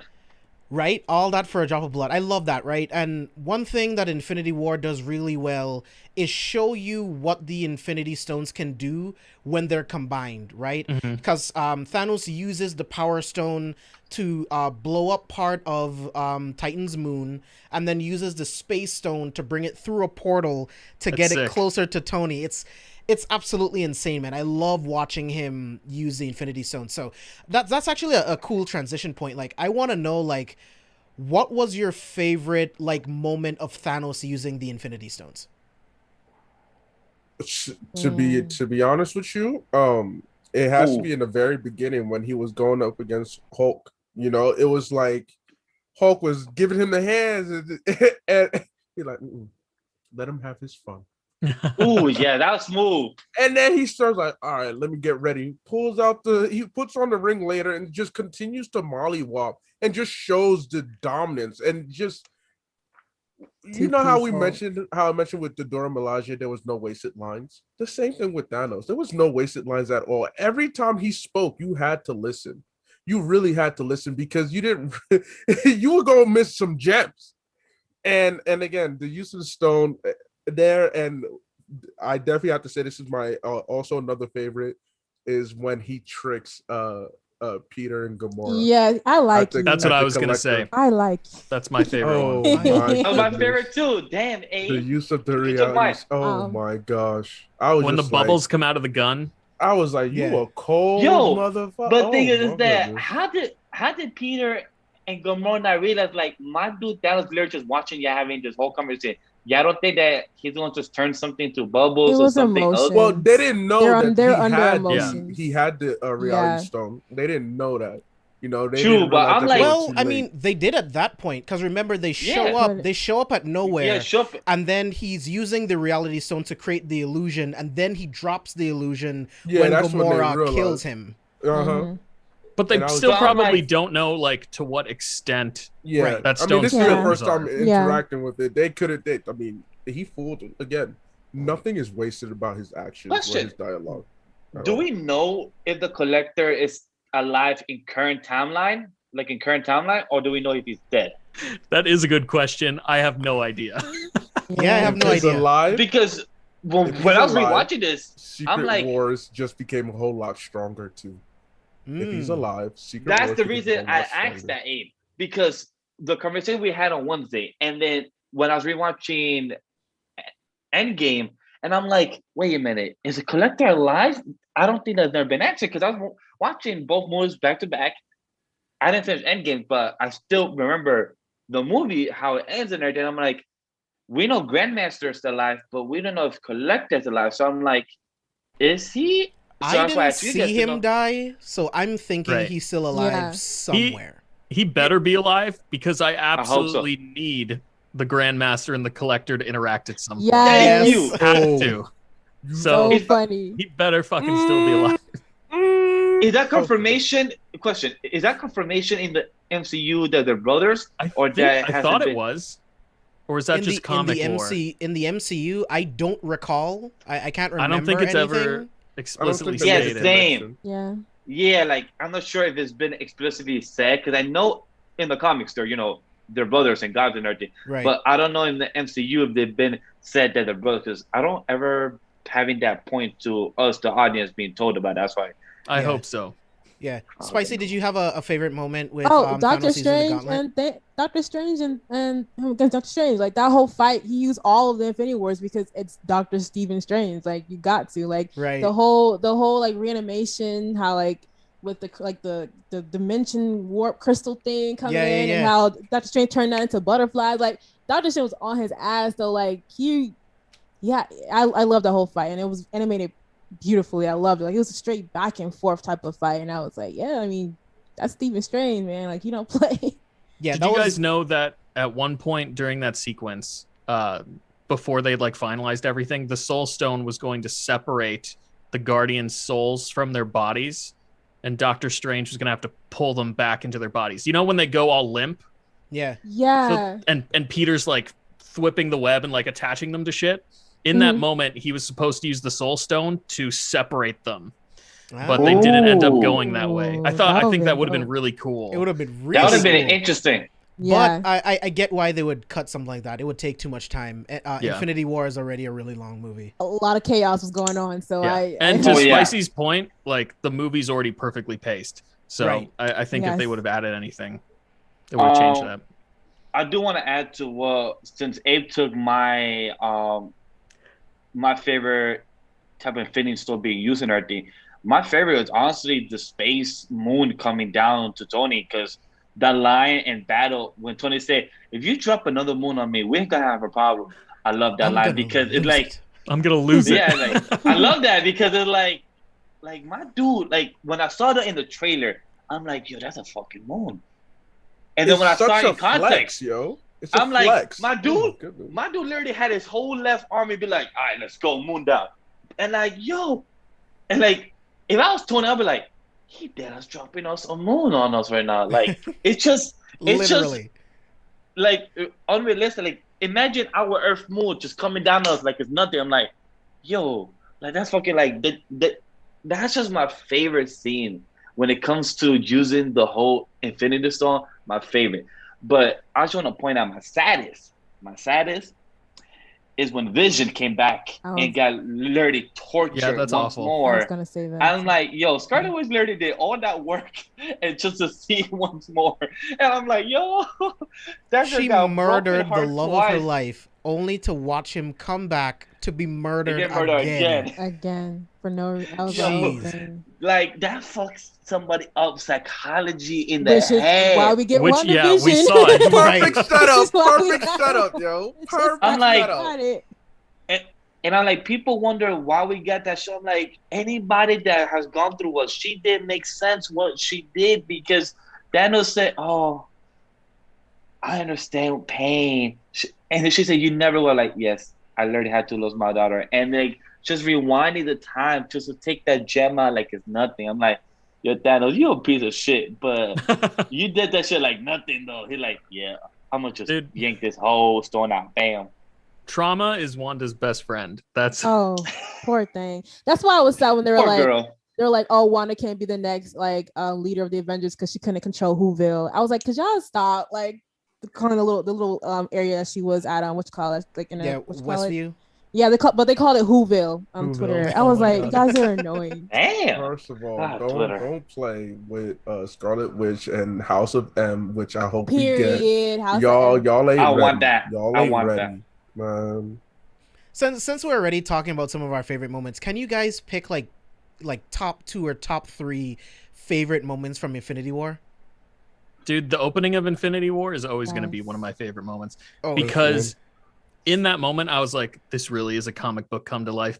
I'm watching Spider-Man swing around New York City, interacting with Iron Man and Doctor Strange. Like everything about that moment just gives me like super nerdy vibes, and it's just so much fun. Like all the quipping and talking back and forth between one another, and like the dialogue between Strange and Tony Stark, and them talking to the Black Order. It's just all awesome comic book goodness. I'm sorry, Squidward. Earth is closed Earth today. is closed today. I Dude, love that meme at the beginning of the pandemic was everywhere. Yeah. Right? Yeah, it was. I love love the it. Black Order. The Black Order Oh was my goodness, the most yeah. like comic book villain, like lower tier villains type thing of like the whole like movie. Like how they Which put is in why that, when we get to Endgame, I'm gonna complain. because Continue. how they put Oh, yeah. in work on freaking Wanda and Vision, like they were effing them up to where how Oh, they yeah. revealed Cap. I was like, yo, this is fire. I love that whole part. It was like I loved it. But yeah, so many great parts. But anything Spider-Man, Peter shines on screen every time he's Yeah. on there. No. He's just so adorable, so innocent, but wanting to prove himself to everyone. And that dynamic with him and Tony is, it's Yeah, Tony it's so literally- You good. are Tony- an Avenger. Tony literally, whenever he sees Peter, he literally like just gets so anxious. He's just like, I give you parameters. Why don't you listen to me? And he's just Real like, I want to talk. help. And it's just like, you can't say no to that face. Yeah, you guys Real have- talk My about favorite that. line. And something that I realized when I also watched Far From Home is that, like, yo, who cares about Uncle Ben when you have Tony Stark? Like, jeez. yo, for real. No, but This like Mysterio- It's true though. Yo, put Like, some respect Mysterio- on Uncle Ben's name, no, bro. but that's what I thought. the was thing MCU is- doesn't Cold. respect him. They don't because He Tony Mysterio- is Mysterio. dead. He's No, already no. dead. The Tony only Stark reference- means more to Spidey than Uncle Ben ever did. You know, like I was just like that. So we go for it. I mean, I get it. We've seen Uncle Ben all the time. We know he means a lot. And Tony Stark but y'all was don't his even make an idol since he attempt. was a Oh kid. my goodness. Yeah. Oh my goodness, yo. Dude, literally And the like- only reference we get to Uncle Ben is his initials on the On the suitcase in briefcase, Far yeah. From Home.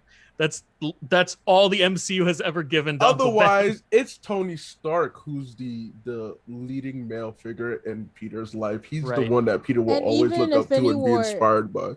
In Infinity War, Tony had Yeah, that dream where he that- was like, I had a dream he had a kid. And like so like just that whole like already getting practice with that father mentality with Peter and how Yeah. and Yeah. at the end of it, how he was like he has a daughter and he's like, I still let that kid down. How he's like, I owe him that. They chance had to such try. a father-son moment several times. Yes. Like I've realized Yeah. throughout the whole MCU when it came to Tony and Peter, they've had a lot of father-son moments.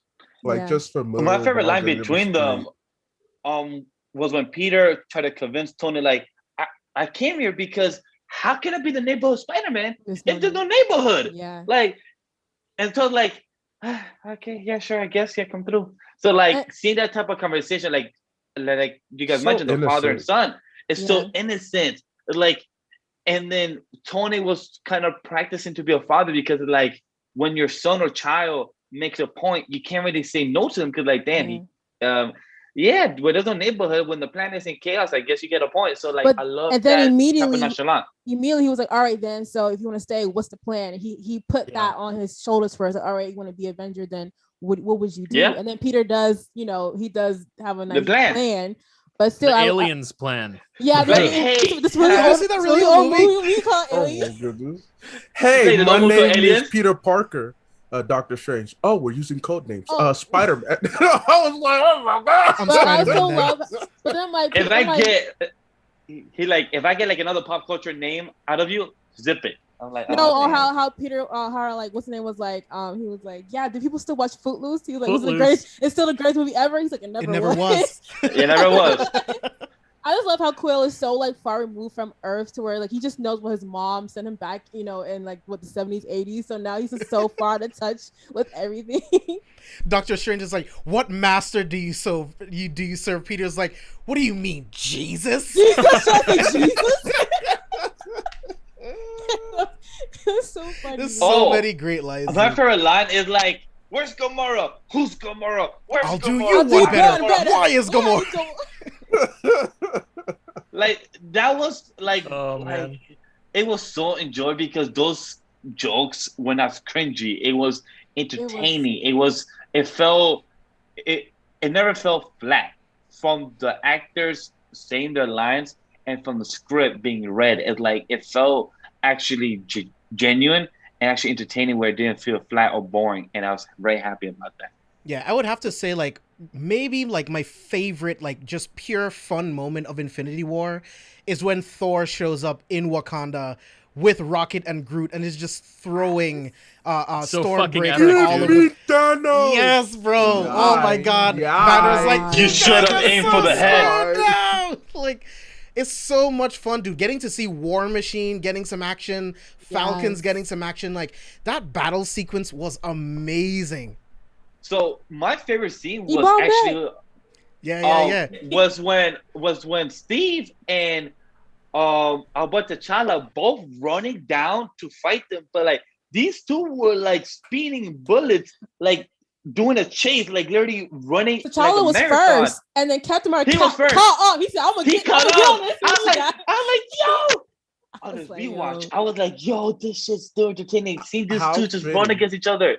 It was How amazing. fitting The we've two seen realest two dudes. leaders. Yeah, The two realest alpha dudes. males. Yes. Literally.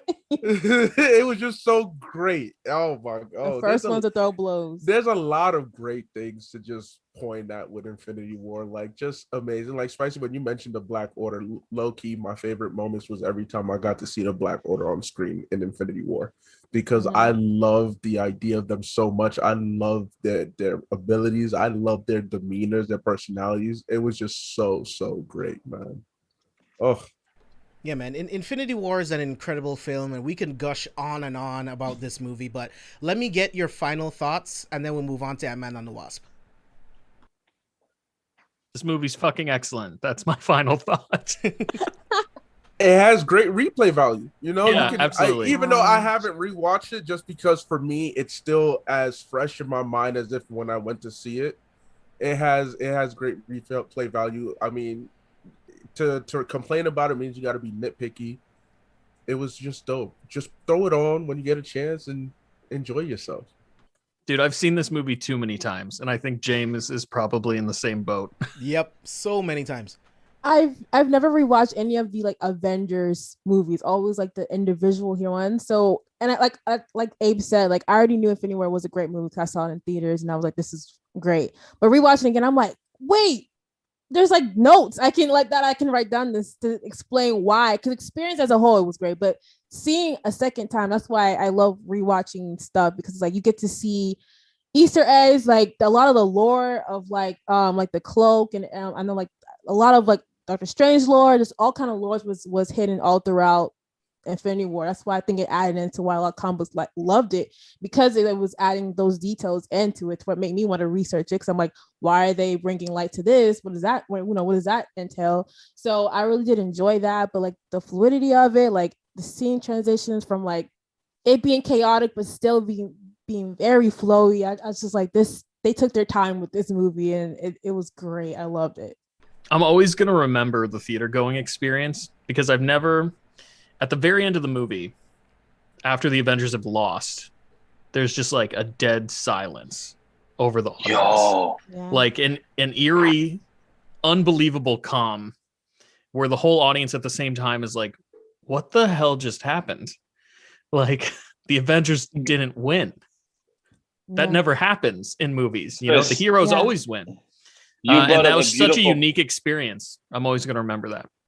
You brought up a beautiful point, because I go to movies with my friends to watch all the MCU films, and I always like to hear what other people say after the film. Like, I just like to overhear.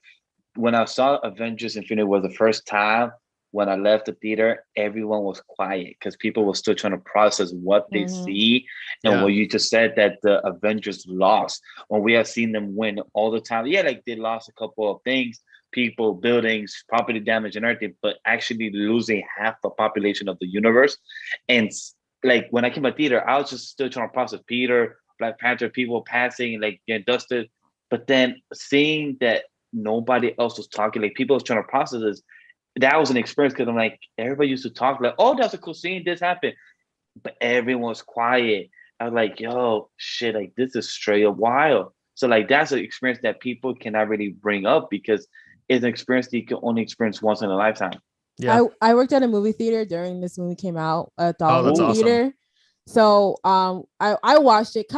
I kind of knew, like, I didn't know everyone was gonna like kind of like, you know, like the quote unquote die, but like after Infinity War, I was like let me research this shit. And then I kind of knew how in the comics, okay, so they're gonna try and find a way, whatever. So I was kind of like the go-to girl at my dollar theater. So whenever people experience Infinity War, they'll be like confused, and my manager be like, "Go ask our friend Jessica Shanti, she knows." And they're like, "Are they really dead?" I'm like, I'm just like, guys, I'm at work, like, can't really. I'm like, they're gonna be, just keep watching, it's okay. And they're like, because that was crazy, and I'm just like, yeah. Yeah, like you said, Chris, like no one expected the Avengers to lose, right? Like the heroes don't lose. You know what I mean? Like even though we knew Endgame was coming and that there was going to be a second part, I also didn't expect the Avengers to lose. I figured that the story would just be prolonged, right? We would get to the end of Infinity War and Thanos does something huge, and then the Avengers have to take a couple steps back, regroup, and then go after Thanos again, and that's what Endgame would be. Did not expect this at all. And I loved everything that we got. This film has incredible pacing, the way that they were able to balance the humor with the serious moments, with the action. There's so many amazing things to talk about in Infinity War, and it only gets better when we're going to talk about Endgame. But let's get into Ant-Man and the Wasp. I absolutely love Ant-Man and the Wasp. I feel like the more and more I watch this film, it becomes way more fun. It does exactly what you want a sequel to do, which is literally take everything that was fun about the first film and just double down. So this time, instead of just getting Ant-Man, we get Ant-Man and the Wasp. And then we also get to see Hank Pym and Janet as well, right? There's so many amazing things that we get to see. We get to see more stuff with the ants. We get to have more shrinking scenes. We get to see Giant Man again, and he's even bigger than before. I love that there's repercussions from what happened in Germany from Civil War and how that connects to Infinity War and everything like that. Ant-Man and the Wasp was a lot of fun. Ghost gets way better as a villain the more and more that I watch these movies. And I say villain, but she's really just an antagonist. She's yet another person completely screwed over by S.H.I.E.L.D., by Hydra, by the government, by society, and literally just used as a weapon and then thrown away. No one cares about what's happening to her. She's literally dying. Her body, her molecules are literally being pulled apart day in and day out. And no one looked for her after S.H.I.E.L.D. fell. Nothing, right? So this film has a lot of amazing themes, and just the fact that they were going to make a plan to try to find Janet because Scott was able to go into the quantum realm and come back out. There's so many amazing things in Ant-Man and the Wasp. So Chris, I want to start with you. Give me some of your give me your general thoughts and some of your favorite moments from Ant-Man and the Wasp. So overall, I think this movie's a lot of fun. I enjoyed watching it in the theaters. I have rewatched it. I've probably seen it 3 or 4 times. But I think that's really kind of all that it is. When I was done with the movie, I was happy to see Hope Van Dyne come into her own as Wasp. I was happy to see more Paul Rudd as Scott Lang. Seeing more Giant Man was fun. I think Randall Park is a standout in this film. He's so funny, and I'm so glad that they brought that character back in WandaVision because he's so ridiculous. But overall, there were times where I was like, yes, I'm having fun watching this movie. And the MCU always hits this bar where like none of their films are bad. I kind of talked about that last time I was on the show for phase 1. Like none of their films are bad. They're all fun to watch and you always have a good time watching them. But this was one of those movies that I was like, I could take it or leave it. I think the main reason they needed this film to exist is to introduce the quantum realm because that was a key component in Endgame. They absolutely had to find a way to do that. And that's really it.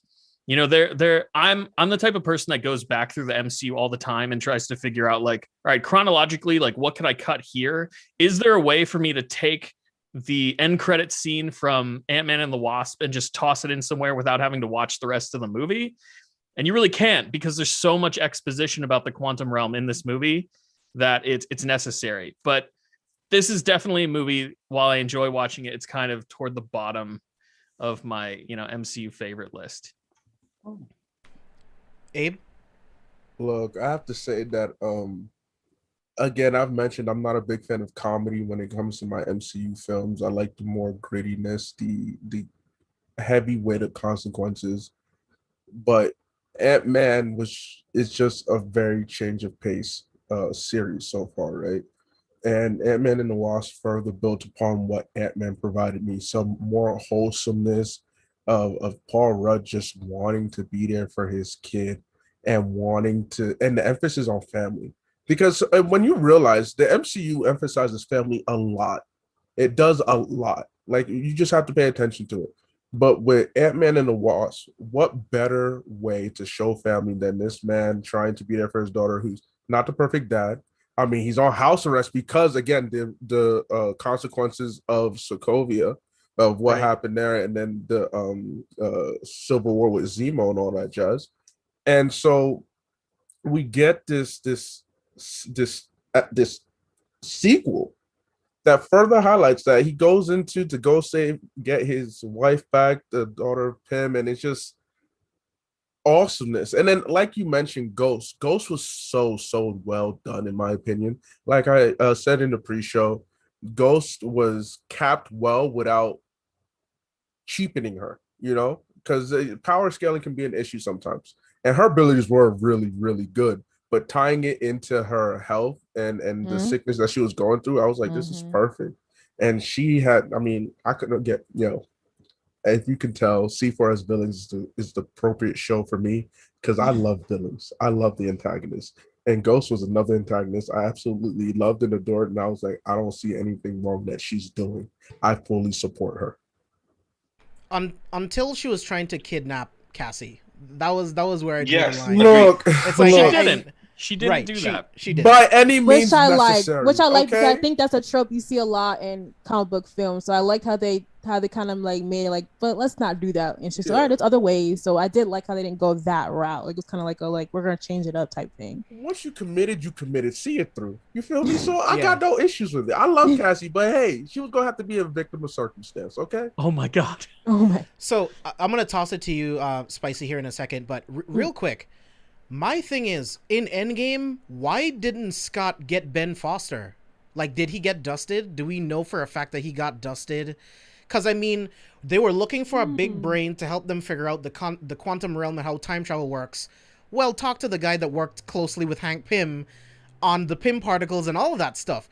So it's like, the only thing I can think of is that he was dusted and they couldn't even go talk to him about it. Like, what do you guys think? That was my same quarrelsome I had with Shuri. We did not see Shuri get, I'm thinking, oh, Shuri going, temporarily be next Black Panther. And then they last minute are like, oh, yeah, she got blimped too. Right. So I think that was the case. Kind of like and I get it, you can't show everyone blimping away. I understand that. But it's kind of one of those little, like, loose ends that they kind of were just like, gotta find something else, Yeah. Yeah, but what are your general thoughts on the film? Oh, yeah, I feel like this. I agree, Chris. It was just a movie that was wholesome. You gotta take how it has it as it is, but I think it was a fun change of pace. I like it better than the first Ant-Man movie, to be honest. And I like the whole repairing relationships that this movie had, where it was Scott coming back and repairing his relationship with Joy and Hank, and wholeheartedly. There was a lot of cute moments, but there was still some animosity, and that was rolled out quickly with the suit issue, and then realizing he didn't really destroy it. So it was really just a whole rebuilding of this team, and getting over the repercussions again of Germany. But it was just like cute moments. I love Paul Rudd; he did a really great job. I love how he was not following anything they were saying about quantum physics at all. He was just like, I was there once in the quantum realm, but I don't know what's going on, but it worked. And it was cute. And I love Ghost. I think I agree with Abe too, how they tied it into like a sickness and not really making it like, that much of a cap, and seeing how and adding more to her intensity, how she'll do anything because she has literally nothing to lose now. So I really did like that. And I love seeing women antagonists, in films that are done right. And Black women. So I did love that. And it got me to like Into the Spider-Verse with the whole like molecular re-breaking and coming back in, how we saw that in that film as well. So I did like that aspect of it. So yeah, Vash. James, Spicy, and Abe said it perfectly of how Ghost was never the antagonist, was more like an obstacle. And I love that for the film because you know how we always get Iron Man, Obadiah Stane, Black Panther, Killmonger, and everything, but Ghost was just a person that needed help and not a person to take down, not a person that had hatred against Hank Pym. It was just somebody that had the parents thing, the past, whatever, but she just wanted to be healed because she just feels pain from her cells, organism, and everything. She's just a person that just wants to be healed and fixed. That's it. And I love that about the film because this is what A brought up, that this film felt like family, that Scott wanted to stay home because he wants to be outside with his daughter Cassie, and I love that. But then this was also a relationship thing with Hope and with Hank. So this was also to rebuild what he messed up 2 years ago over in Germany, and even the beautiful relationship when when Scott even brought this when he brought this up to Hope, like, would you have come with me if I actually Germany? Like, well, we would never know. But if I did come, you would never gotten caught. I love that. That was beautiful. And that's a beautiful relationship because I love the chemistry and it doesn't feel forced as well. It's very natural timing within the conversation and doesn't feel like it needs to be there. Like, okay, they're right there talking the conversation. And I love how Hank is like, hey, Scott, would you mind going there? Stop thinking about my daughter and try to get my lab back. So I love those type of conversations. Is very funny, hilarious. So it feels very natural comedy as well. I love Paul Rudd. He is a comedic in his timing for Luis and his squad. For like ex-cons and everything is fantastic. The ant stuff, it does an amazing job with ants because I'm not a big fan of insects and everything, but it does a great job where I would love to have an ant dog. I love the names. Have an ant pan. Like Antonio. Yes, Antonio. Antonio Banderas. Yeah, I'm like, you just literally named Antonio Banderas. Serious Antonio, like Ant. Right. Serious S. Grant. Ulysses S. Grant. They're so good. Like that was cute and adorable. I love that and everything. And I love how Scott acknowledged that he's not the smartest man about quantum realms. Because you're like, so are you guys putting quantum in every single sentence right now? Because you guys are talking about quantums. I understood quantum that. realm, quantum engine, quantum dysplasia, or whatever the sickness is called. I feel bad for Scott because like he is a smart guy. He's just surrounded by people that are way smarter than he is. Yeah, because he has. Didn't he get a master's in like in electrical engineering? Yeah, in electrical engineering. He's but so like smart. this is above his intelligence. I'm like right. Quantum stuff. Like so, like he's there sitting trying to understand stuff. Like, damn, you're talking about quantum in every single sentence, and I'm here trying to understand it. Like, nope, I don't. So like, I love. That's what I was gonna say, and they're like, okay, Scott. I just love the comedy and everything. And one thing I have to give props to, the special effects and the VFX of the quantum realm is freaking amazing. Like, it's like tied with Doctor Strange stuff where you be seeing him like, yo, the way they do the magic and everything, Doctor Strange, but the quantum realms of the creatures when Hank went inside and there was the little type of bacteria things that the organisms are really well designed. Yeah. And he was like, oh, that's cute. But then when they came trying to eat him, they're like, oh, no, not cute. I gotta go. So like, it was comedy there, but I just loved it. It was such a beautiful green screen. Like, obviously, we know it's green screen and blue screen, but it was such a beautiful job that made you feel like you were in the quantum realm, where for us on the screen, it's so big. Like, oh my God, the bacteria is amazing.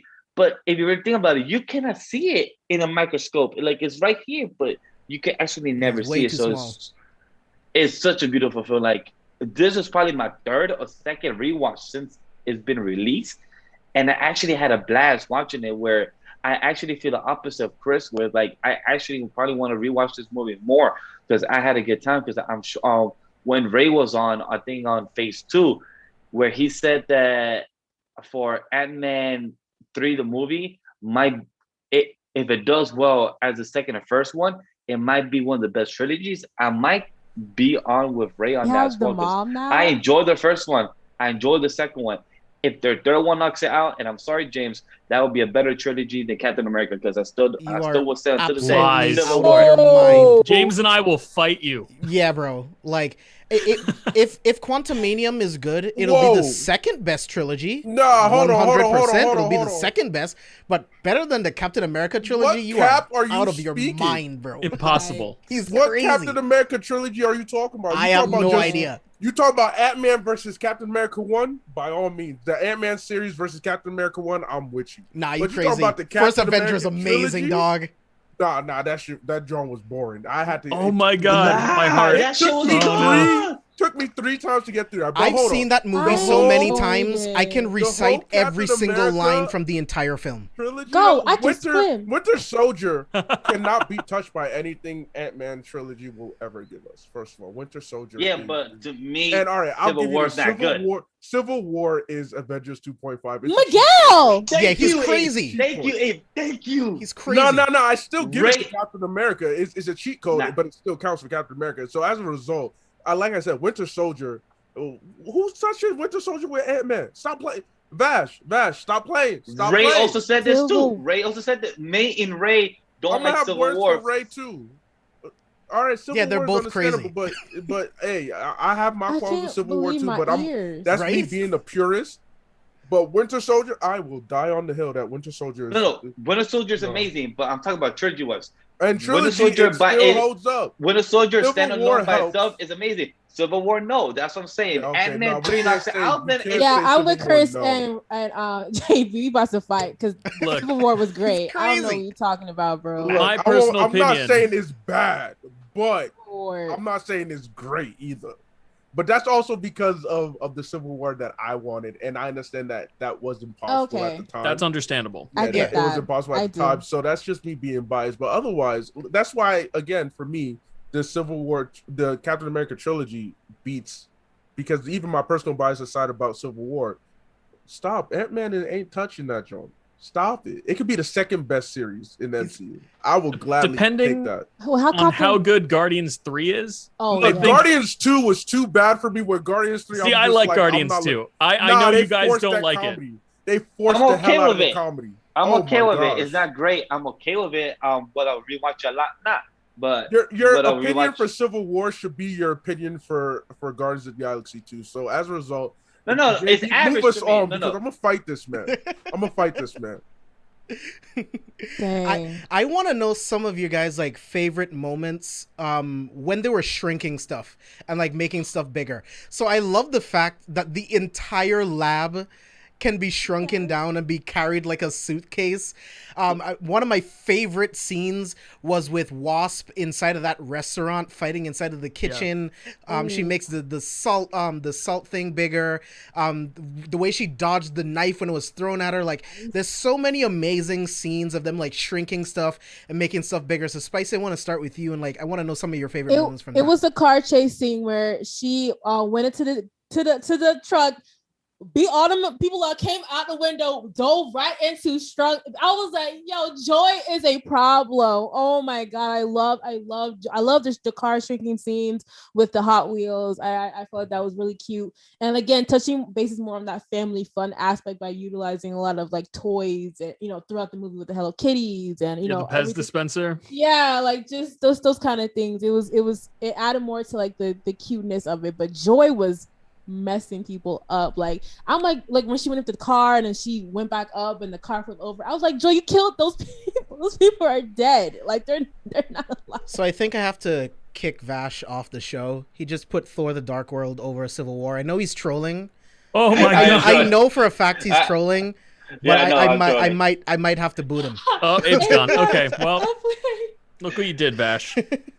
Kids know me so well because I was joking around about that, but damn. Thor Abe. is my least favorite series of the Oh, MCU. my- That's mad Yo, Abe. disrespectful, yo. Yo, Abe. Mad I still, disrespectful. yo, Abe. Until this day, I still never have finished Thor: The Dark World. Look, never Bash, have finished you that said film. what you You're We got gone. muted, yo. But Vash, what are some of your favorite moments of them like shrinking stuff and making stuff bigger? Honestly, is the laboratory, because the laboratory makes me question. Is like, So like, does the chairs get screwed when it goes on the like in the small? Right, like, does the does table How does everything the get plumbing thrown work? around? How's How's the how's the plumbing? Wi-Fi? The Wi-Fi and cable. How does all of that work?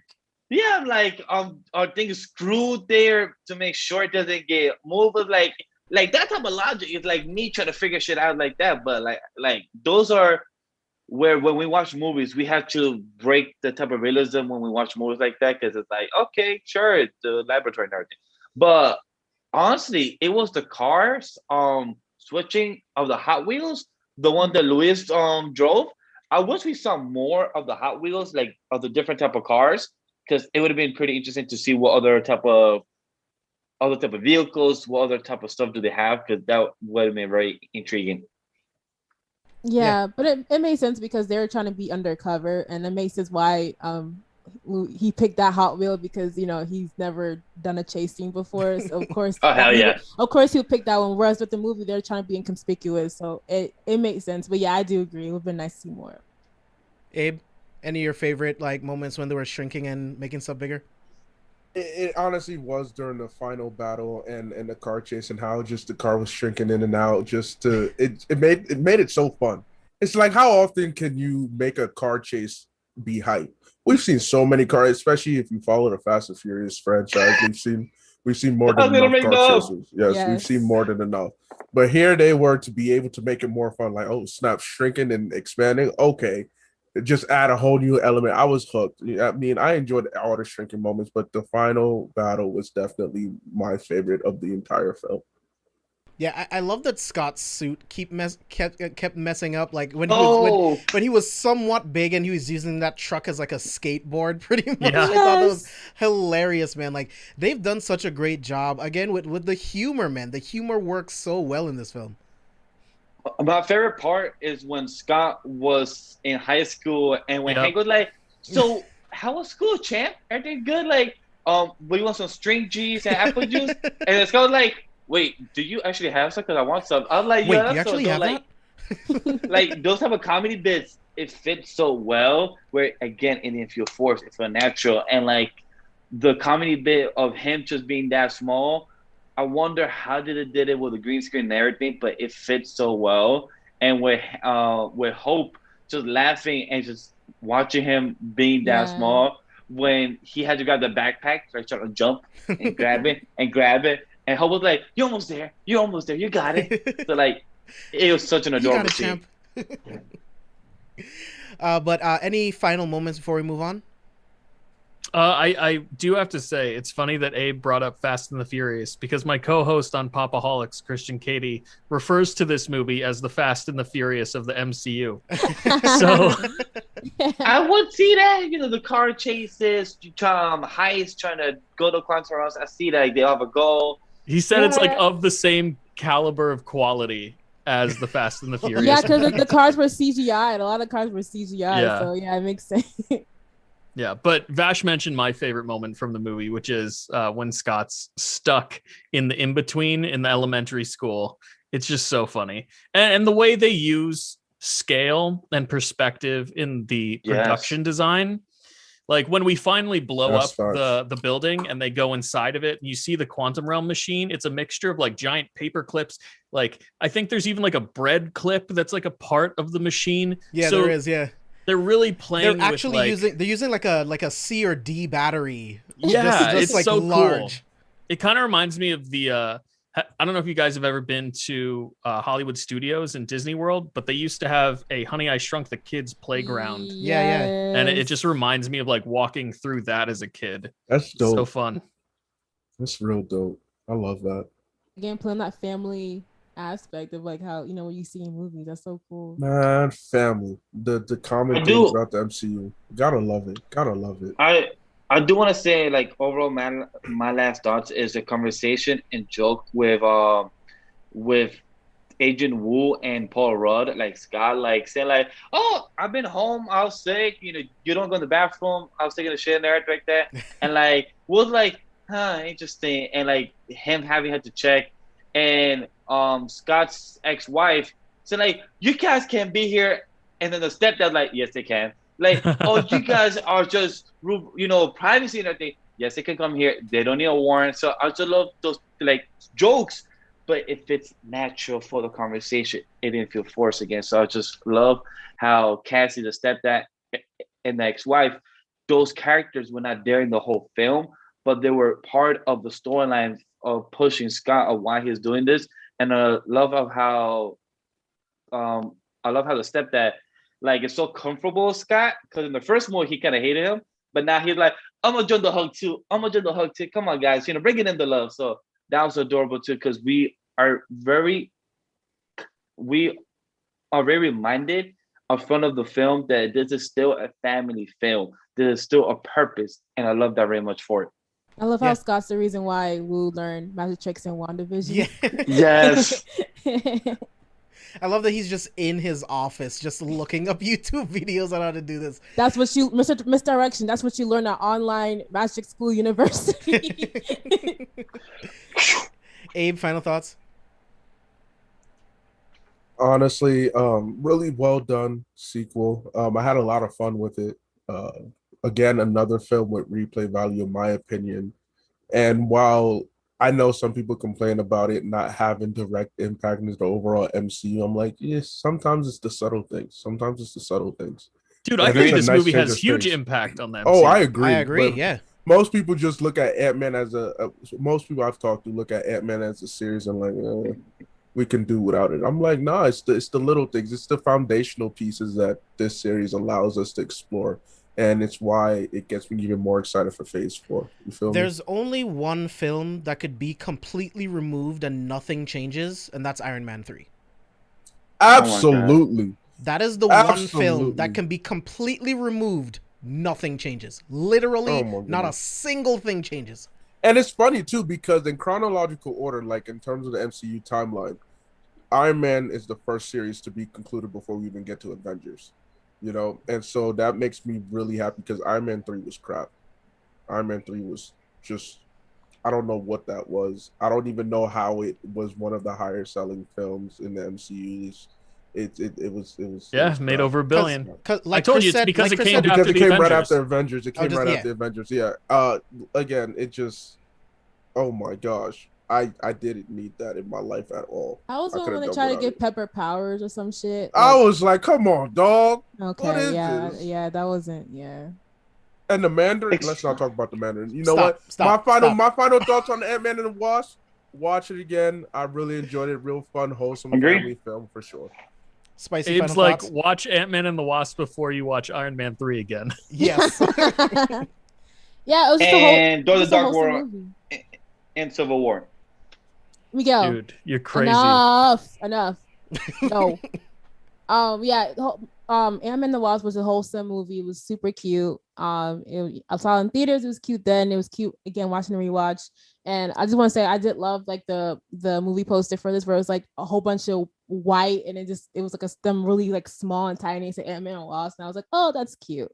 But yeah, it was really wholesome. Yeah, I can't wait to watch this again.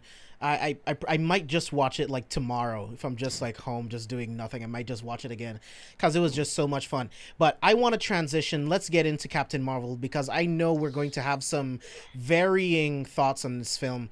And I'll go first in saying that I thought that this film was way better than I ever thought it ever was. This was my third time rewatching it. I saw it twice in theaters, and this is really like my first time, even though I bought it on Blu-ray. This was my first time going back to actually watch it, because I always thought that the film looked and felt pretty dull, if I'm being honest, right?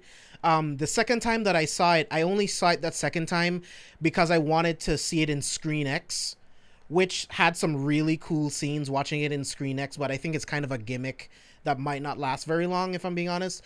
But I really liked Captain Marvel. Brie Larson's really good. We got Coulson back.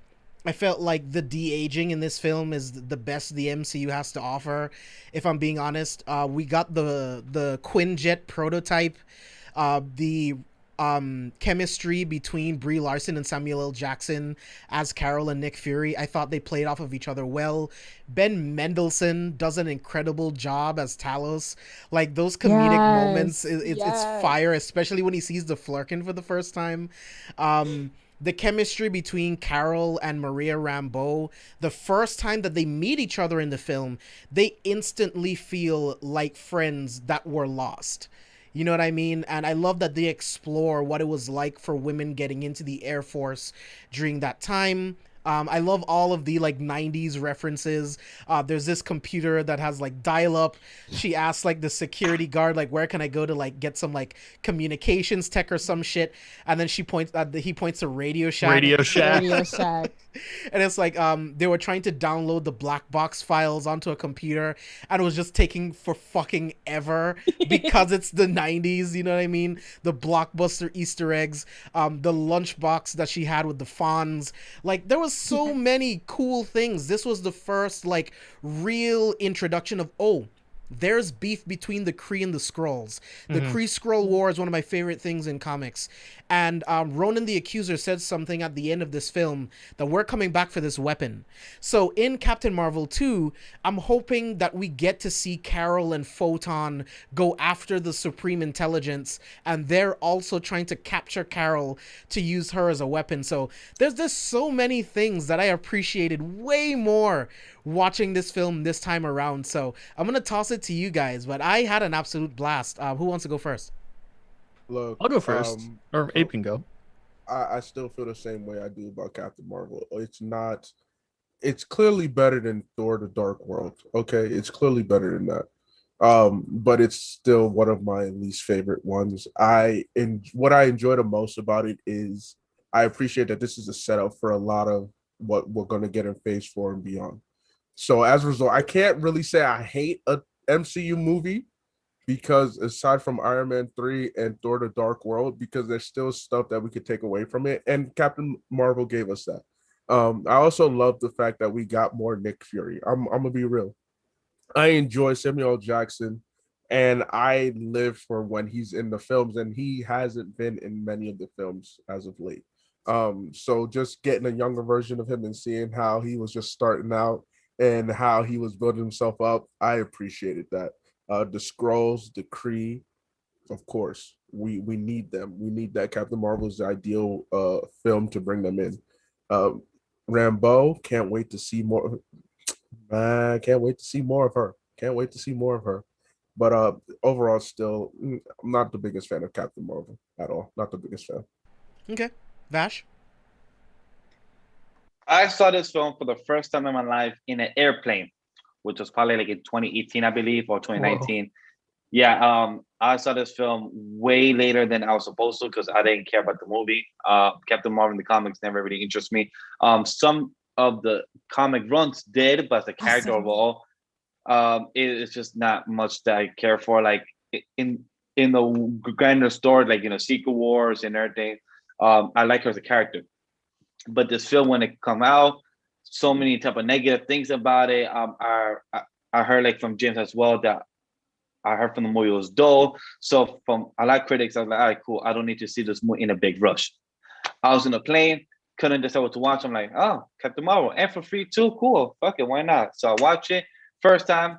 It was all right. First time watching it. This week was my second time watching it ever in my life. And I actually had a more of a blast watching it this time around than actually watching it my first time. I actually was entertained by it.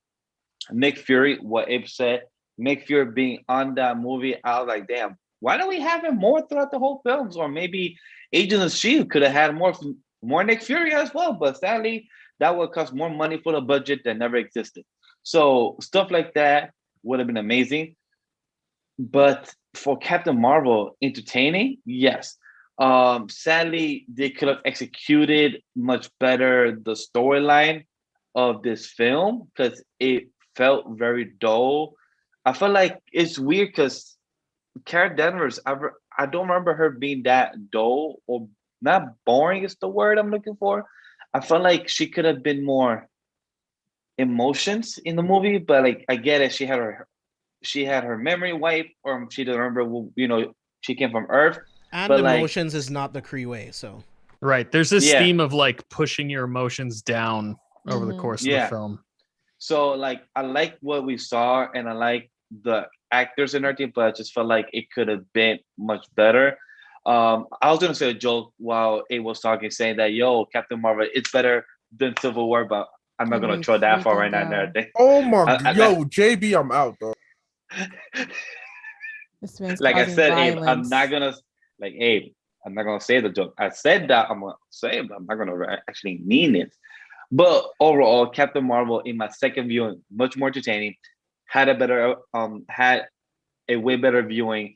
I was actually paying attention to those lines and the story of what the MCU could bring in Captain Marvel 2 with Rambo, with the characters, and what she could bring as Photon and everything else.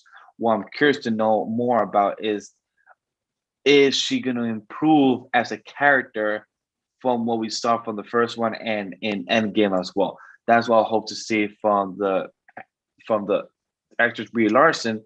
Hopefully, we see a better opportunity from her. Chris, what are your thoughts? I'm kind of in between you and Abe, I think.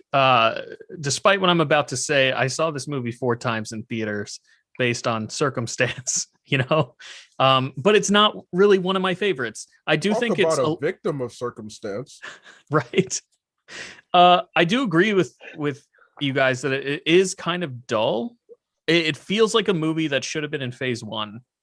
Like it feels very much in line with like the first Captain America, the first Iron Man, and the first Thor movie, because it's an origin story, but there is a lot to like about this movie. I'm a huge nerd when it comes to lore, and this movie delivers a lot of lore for the MCU, which I really appreciate. We get to see the Tesseract and where it was in the 90s, in between where it was in the 40s and like the Avengers.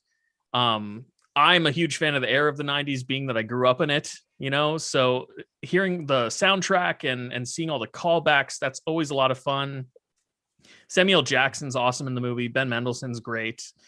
It is a fun movie, but it's one of those like, I don't have to watch it every time I do a rewatch of the MCU, but there is a lot that I do like about it. James mentioned like seeing the Quinjet prototype is cool. The Pegasus base that they're in is actually the base that blows up at the beginning of Avengers 1, which is super cool. Yep. So there's a lot of ties here to the greater MCU that I really like. And Brie Larson as Captain Marvel, I think she does a good job. Like we were talking about, there's a theme about emotion over the course of the whole movie, and how emotions aren't a bad thing.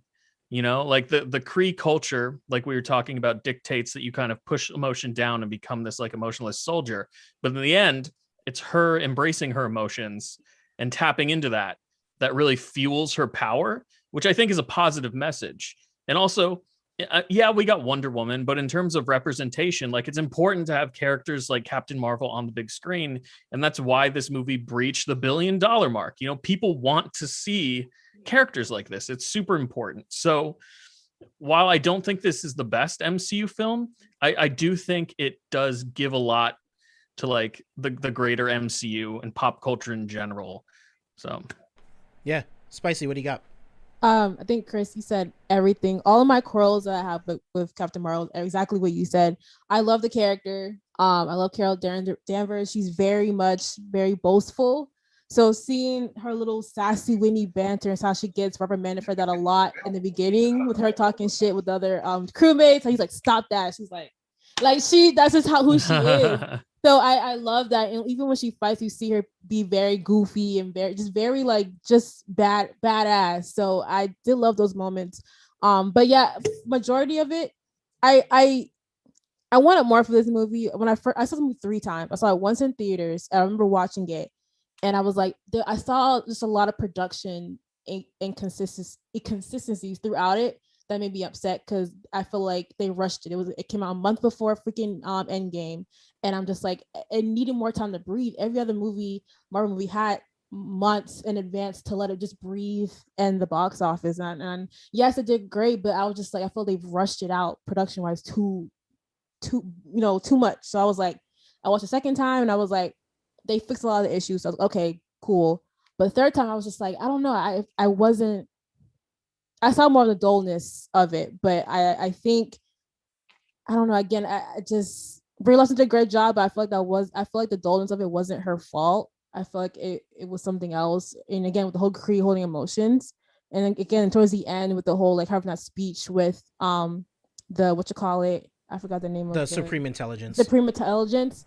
I wanted more emotion from that scene. I kind of remember it being kind of like okay, and I kind of wanted more, but I think they learned from that. That's why I'm excited for the Marvels, because seeing Miss Marvel, Photon, and seeing who Captain Marvel was in Endgame, I'm just like whole different person. You can see her with Thor, the whole interaction, like her character is getting developed, more so, and she's been doing more jobs off world. So I think now they're like, okay, we gotta make her, she almost took out Thanos type shit, so we gotta make her, more. So I did like those moments to kind of see that corrected, but the movie itself, it wasn't my favorite, but I'm like, I love this character, the first woman character, in the Marvel universe, and I wanted it to be more, but it didn't deliver that for me. Seeing how the other Marvel movies were compared to this one, I was just like disappointed, because I'm like,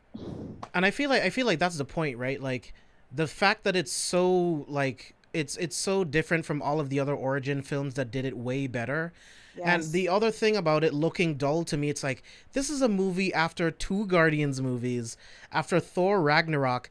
Like it should look like the MCU. It should be a lot more colorful, especially when you're dealing with the Kree and the Skrulls. Like I felt like that was a missed opportunity to play around with those different color palettes.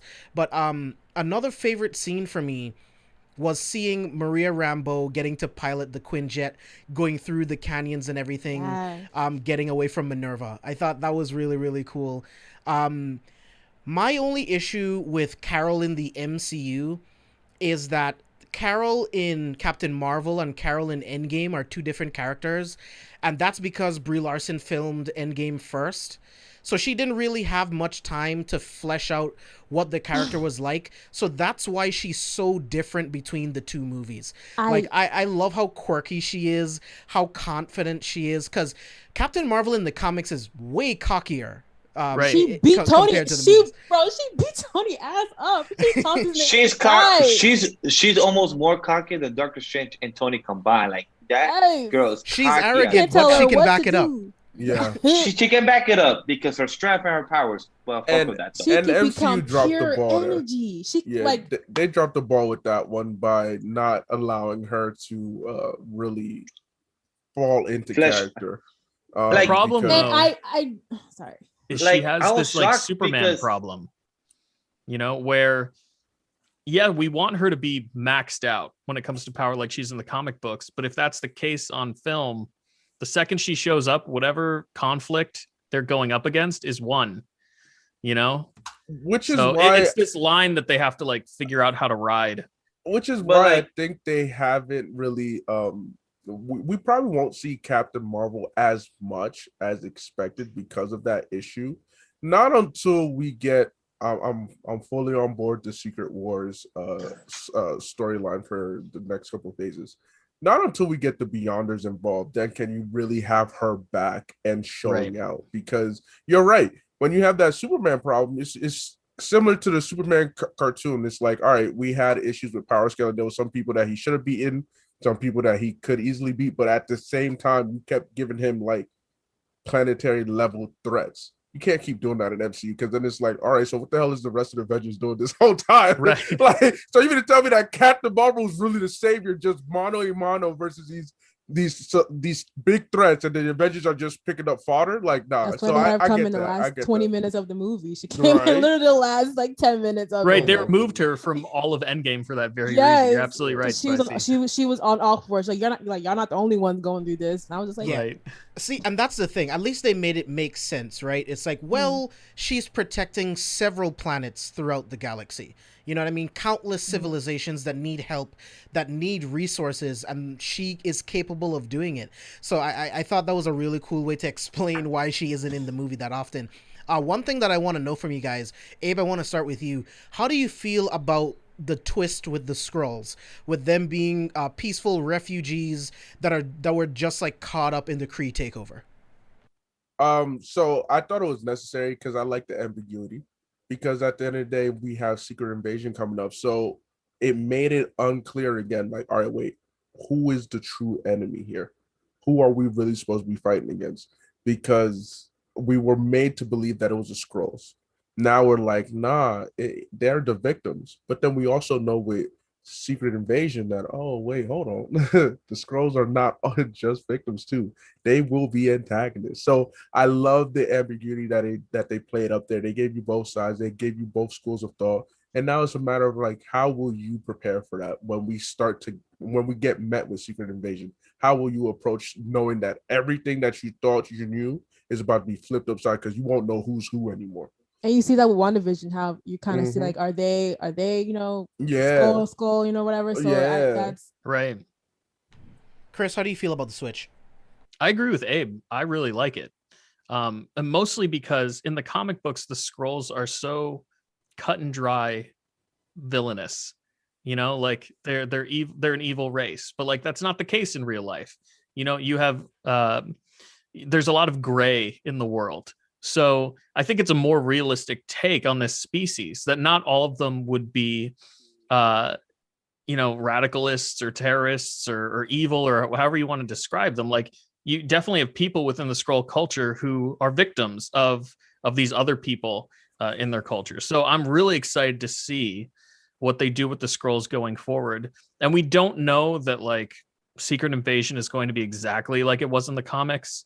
They've mentioned the Kree a lot, and we'll talk about that when we get to Far From Home. So I don't know if the Kree are actually going to be like the main villains somehow of Secret Invasion. They don't have to do a shape-shifting thing necessarily, because we already know the MCU doesn't always play by the rules or like faithfully adapt storylines as much as I would want them to in some cases.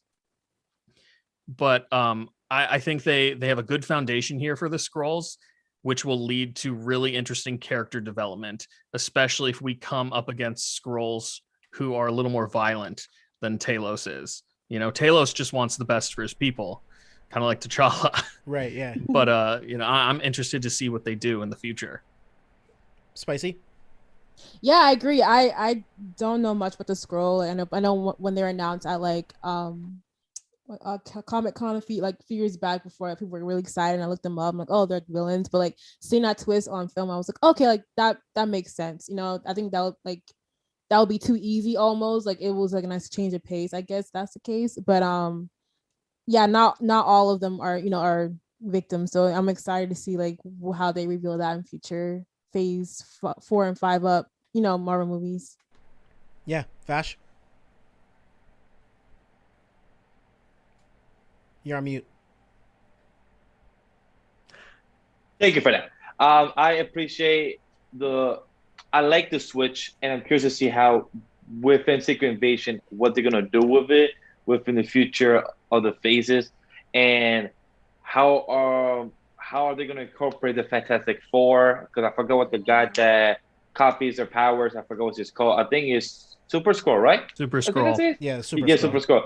I can't wait to see that on screen. Like that's gonna get me OD hype, because that was one of my favorite things from the comics. One of my favorite runs when they go against the Fantastic Four and everything. So to see how is that gonna be involved, and with the Captain Marvel comment that we got said about Endgame and everything, and how she has like a different personality and everything, that sucks, because I had high expectations, because I know Brie Larson also was a Academy Award winner before as well. So I just had a bit more high expectation from her as an actress. And seeing Brie Larson for one of my favorite films, Scott Pilgrim versus the World. I loved her. I was thinking the same thing. Loved her in that.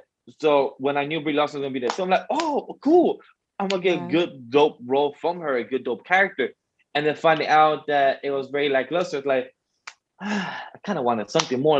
I know I'm not the huge or biggest fan of Captain Marvel of Carol Danvers in the comics, but I know of her and I wanted something more. So I hope the MCU Kevin Feige gets more of her in the future and knows what to do with her role. And what you guys commented about, she will be on the backside because of how strong she is.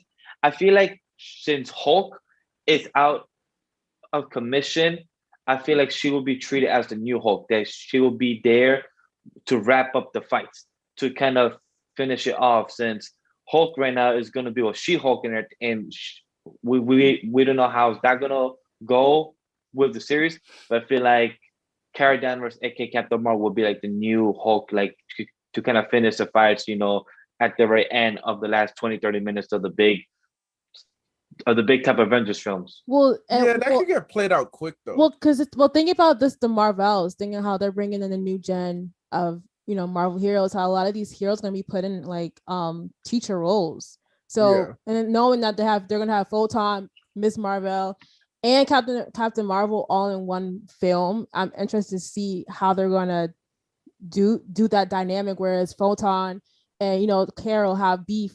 We saw that in WandaVision. That's going to be awesome. Yeah, so they're going to have to talk about that. And now you have this newcomer who's just bright-eyed and bushy-tailed. I love Kamala Khan, and just having her come in, just messing things up because, she's a kid with these powers, and explain how she's going to get those powers. So I think she's going to be put more in a mentorship with both Photon and Miss Marvel. So we're probably going to get a softer side to Carol, and with her character. So I'm interested to see that.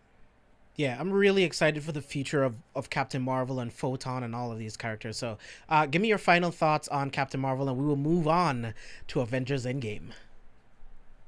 Look, my final thoughts is I have no plans of rewatching it. It's just, it was mentioned that the timing seemed out of place, and it makes sense, but at this time, society-wise, they needed to make this move, and if they tried this earlier, the MCU probably would have flopped hard. Dude, when Ike Perlmutter was in charge, when he was sharing the responsibilities with Kevin Feige, he literally said that Black Panther and Captain Marvel would not work as films. Yeah, he was high off his rocker. Oh, he is an idiot. Yeah, 100%. So, yeah, for me, I mean, if y'all want to watch it again, more power to you. I'll pray for you. No one wants to see a solo movie with a woman and a bunch of darkies. No one wants to see it. No, literally. Oh my god. No, literally. Sorry, no, I had to literally. do it. I'll still watch Captain Marvel too, because the possibility of Nova and whatnot, and seeing how they build up Rambo. But Captain Marvel 1 it's a decent film. Disappointment. Like a part of me knew it was some kind of production issue. So when you said that, I was like, I knew it, because you saw that on screen with Captain Marvel and in Endgame, just completely different, characters. And I was just like, why can't I get that? And that should have been more raw and the origin story than anything else. But just disappointment. It was okay. There was some cool moments. Like I like how we got her mohawk. Like I love that ice cream, and I saw. I was like, yes. But other than that, it was okay. Chris, I like Goose. I don't know. Yes, I love. How are those for final thoughts? Like, then we got to see a Flurkin on screen. That's pretty dope. Yeah. All right. So for me, I mean, I dig Captain Marvel, man. Like whenever I do my MC rewatch again, I'll definitely watch it again. For me, the 90s references, again, the chemistry between Carol and Nick Fury, they really carry that movie for me. Maria Rambeau, man, I wish we could get so much more with her character, because I think the actress is amazing. I can't wait to see her as the new 007 in the upcoming James Bond movie. She's gonna be fucking insane. Yes. But yeah, man, this film, it does look a bit dull. I'm not a fan of how it looks aesthetically. I'm not a big fan of like the production design and stuff like that. But I think it's a fine movie, and I will rewatch it. I don't hate anything in it.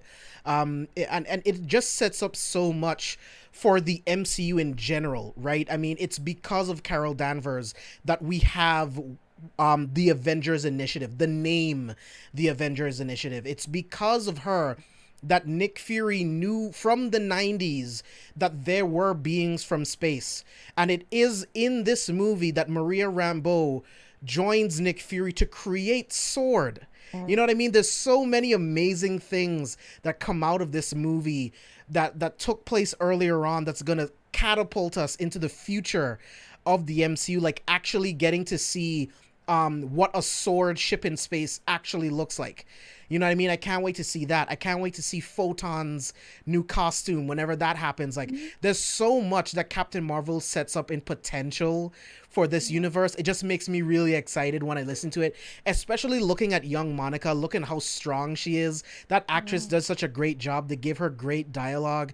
And I mentioned this before, but Nick Fury has dialogue talking about, yeah, you can, see your Aunt Carol in the sky when you learn to light up like her. And because we've seen WandaVision, we know she lights up just like her Aunt Carol. So those moments really, really hit me, and it significantly improved my viewing of Captain Marvel.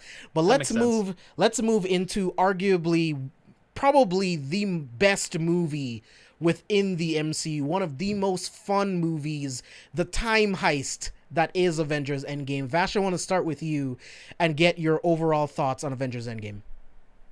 My overall thoughts of Endgame is that is what I would call comic book orgasm, because it is literally what it is: time travel in a different light, in a different scenario of the way it's taught to us from Back to the Future and other type of time travel type of movies, and the way it's shown to us as an audience, and see the different type of concept and different team ups. When we see Tony going back in time with Steve, and also meeting his father, Tony having like a one fraction of a conversation of his father, and having a different understanding of who his father is. That he did this all for Tony, and Tony used to think that he all did this for his work, but it was honestly that when his father Howard said that his best creation is his son, and I love that shit. Like, I remember this line, and it's so powerful. It's very meaningful. Each thing that happened in this film, and when Doctor Strange comes back and everything, and when he tells him this is the one, and when Tony knows, and like his heart with that weight of the world on his shoulder, and knows that he has to take this chance, and that hurts me, because you see this MCU 23 films is been built on Tony and Steve Rogers' relationship and on their back, and like, you lost both of the pioneers of the MCU, and seeing that Tony risks his life to save the world, but it's because this started with Tony, with James Brother, the Avengers initiative, with him being one of the first ones to be included. And for him to be the one that's gone, it was powerful. And I love when Thor himself screamed to Steve, like, oh shit, he is worthy. I love that scene, that line that Cap is freaking battling with Stormbreaker and with Mjolnir, just literally going like head to head with Thanos. It's just freaking amazing. Like, I could speak so much about this film, but sadly I can't. Spicy, general thoughts? Yeah, general thoughts. This was like Vash said, this kind of setting up till now, like, it's been very much like Tony just solidifying this hero role, and you see this while in the beginning, like, he was like, look, like, I don't want to do this again, I'm good where I'm at, and then him remembering, Peter and everything else, and him just really like having to come to terms with like what it really means to be a hero, and that means sacrifice, and how everything all the contingency plans he put in together after Endgame, it showed in that last moment and at an Endgame. But I love the ending of it. Like, I got the beginning of it, how it really shows you like the world of how people were dealing with, and I got like the mental health aspect of that. And then like just that final scene, I loved how everyone just came in together. Although I love Stormbreaker, and I would love to see Storm wield it. Probably never gonna get that. I love to see Storm and Thor go to toe to toe with that. But I just love the whole like all of it, the ending of it. I really did love how it all came together. Well, I have to say, I just want to add one quick thing, because I told James already, but I do have to sign off. So it sucks that I cannot talk about Spider-Man Far From Home and have this like I said, comic book orgasm conversation about this film of Endgame, of how it literally was the ultimatum of what Avengers and the MCU brought. So it was a great convo. Sad that I have to go. I gotta do some I had to do some personal shit. So other than that, All right. thank you guys. Take it easy, You can Vash. follow me Take care, everywhere baby. at Legendary Vash. And Civil War is not that great. So, guys, talk to you. Boo. Dark War is Get him better. out of here. Boot him. Nice. Boot him. Boot Get him him. Who's out. that man? But I was going to say, for me, there was a lot that I liked. There was also a good amount that I disliked from Endgame. But from what I liked, Spicy, you mentioned this, the first half, the mental anguish, the consequences. Again, I love consequences. I love heavy consequences, and I love how characters react to those heavy consequences. First, when the world's changed, half the team gone, half the world gone. Yeah. All hope seems lost. Even so much more when they pull up on Thanos and Thor did what he did. I was like, look at how Thor has fallen from grace, fallen from. Yes, I hate the Thor series, but you've seen the growth of Thor throughout the MCU, and it at this point it culminates with him taking the life of a deity, a quote unquote deity, and the way he did it, and how he just lost himself after that. Got a good beer belly, then was just a drunkard, right? He does it because he doesn't know what else to do. Yeah, Yes. he was Yeah. so lost, and I enjoyed that so much about Endgame, was to show these consequences. And then, of course, I love the final battle. First of all, once again, Thanos' lines are never wasted. Oh, look, it brings you back to me. And then you got the 3-on-1 You fight. could not live with your own fear. Yo, you could not. Then you So have the good. 3-on-1 fight. Freaking That beautiful. was so good. Freaking beautiful. And Thanos is still whooping y'all ass. Like, I love it. And then finally we get Captain America. Gets the hammer, swings up. Lightning strikes. It's like, oh, What snap. added to that Oh, scene snap. was not only him getting it, but like it's just like the FX makeup, how Cap was, his face was dead, like it was Yeah. beat up, and just Yeah. seeing that, like that justice in his face of him being beat down, I think added a lot to not him only Absolutely. wielding it, but just seeing how much like they were getting beat down, how Cap never gives up, like like it doesn't matter what it is, he's always going to find a way. Exactly. So I did like that. So those were my favorite. I'll get into my dislikes later, but those were definitely some fun. And I did enjoy Endgame. It was a nice conclusion. I felt emotion throughout the whole thing, good and bad. And I was committed. I was invested. So That whole woman scene. Chris, general thoughts? This movie's very special, I think. Not only because it's able to wrap up a 10-year arc extremely well. I personally think that we got a lot of series wrapping up in 2019.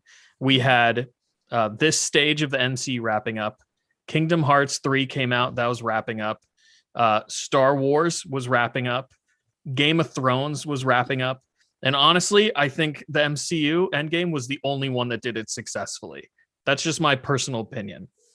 But so when you have a year of comparison like that, I think this movie, they accomplished something that seemed impossible, which was tie everything up in a really nice bow. And I know Abe has some issues with the movie, and I can't wait to hear what those are. But to me, this movie represents what going to the movies is about. I've never had a cinema going experience like I had watching this film. And when I think back to going to the movies before the pandemic, this is the movie that always comes to mind, which is crazy because there were actually quite a few movies that came out between this and the pandemic hitting. But we were talking earlier about how at the end of Infinity War, there was like a calm in the audience. Over the course of Endgame, you could have thought you were during like a sporting event or something. People were screaming, like cheering, standing out of their seats. And I've never experienced anything like that in a theater before. And that's just so awesome. Like this community of people coming together, enjoying the exact same thing at the exact same time. And something like that is just so important after what we've experienced over the course of 2020, you know? James knows this story, but I have never reacted so viscerally to a film in my adult life. When Cap picks up Mjolnir for the first time, I was laughing manically and crying simultaneously. Like, I've never had this like intense emotional experience in a movie before. And just the fact that it was able to accomplish that blows my mind. My wife doesn't usually react emotionally to media, but when Tony dies at the end of this film, she was sobbing. So it's just, I don't know, it's just so emotionally affecting, and it does so many things really well. Infinity War had all these really fun interactions, and this movie has a lot of those same interactions too, but not to the same degree. It's just back to basics with the original Avengers cast, which I really like. And I just think it does a good job. That end battle scene is fucking amazing. Like, when are we going to see something like that again on film? I don't know how Marvel will... Secret Wars, yeah. Well, what is that, 10 years from now, maybe? Right. Like, Marvel has put themselves in a position where they've executed something so well that I don't know if they're ever going to be able to top it. Yeah, I this movie's special to me. Yeah, this movie is also really special to me as well, and Endgame just makes me excited for what's to come in the future of the MCU, because it's like, as comic book fans, we know there's Secret Wars. We already know we're gonna get Secret Invasion. We already know that we're gonna get Kang the Conqueror. Galactus is gonna happen. That's gonna be point. awesome, right? There's so many incredible characters and antagonists that they can bring into this. Like, I would love to see Blue Marvel at some point. There's so many amazing things. Like, there's something I want to talk about when we talk about Far From Home, when we talk about Mysterio. Can't wait to talk about that.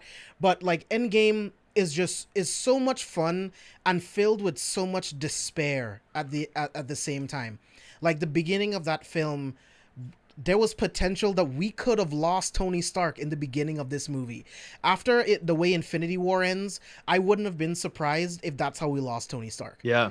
Right? And they actually, when I rewatched Infinity War, like how when Tony and Thanos first fought, you kind of saw that parallel to Endgame, with the final thing, whereas Tony kind of in the same position he was, an Endgame type an Endgame. So I was like, oh, they were hinting at this already, and then of course Tony's vision back in was it Iron Man 3 or whatever, where he saw like all the Avengers like on a pedestal dead. Age of Ultron, yeah, and all dead or whatever, and then it was just him. So all of that tying in was really great. I loved it. Yeah, and I think they did a great job with the storytelling, the editing, because even in the beginning, it's like, all right, well, we found the signal where we use the stones. Cap is like, let's go get this son of a bitch. And it's like, oh shit, yeah, we're gonna fucking kill Thanos right now, and then Endgame is gonna turn into something else. And it's like, nah, I used the stones to destroy the stones. They're gone. Sorry, can't do anything to fix it. And it's like, well, what the fuck do we do now? And then it's like, it was in that moment, I was like, wait. Janet says something about time in Ant-Man and the Wasp using the quantum realm, and then boom, we get to the scene next with the van. Can we talk about the rat that saved the universe, by the way? Without this rat, we have nothing. Right? Absolutely. But again, the despair, loss. Hawkeye losing his mind. They're like, Natasha, you gotta go. Yeah. Hawkeye basically turned into Ronin right then and there, and it's just like, yo, this is. And even Natasha, they better touch on that in the Hawkeye series. Like, there has to be repercussions for him going around the world murdering. They're flashbacks to him being Ronin. Okay, good. So I think they will touch on it. As long as we get some good shit, you feel me? And I feel like we will. You know what I mean? Like, they've already gotten so deep with Wanda, with Sam and Bucky, and now with Loki, just in that first episode, just breaking down his entire mental state and everything that's going on. But yeah, man, like, Endgame is truly the culmination of 23 films all coming to a head in one film. And it's like, there's so many amazing things that happen in this movie. It's like, where do you even start? Like we were talking about before, about in Infinity War, there's so many character moments where there's a bunch of characters together that you just never thought would happen. Like I said before, like, I never thought I would ever see Hawkeye throwing an Infinity Gauntlet made by Tony Stark to Black Panther, and then Black Panther throws it to Spider-Man, and then Spider-Man is caught by Valkyrie on a Pegasus, and then he's thrown off, caught by Rescue, uses instant kill against Chitauri aliens, and then gives the gauntlet to Captain Marvel, who flies towards Thanos.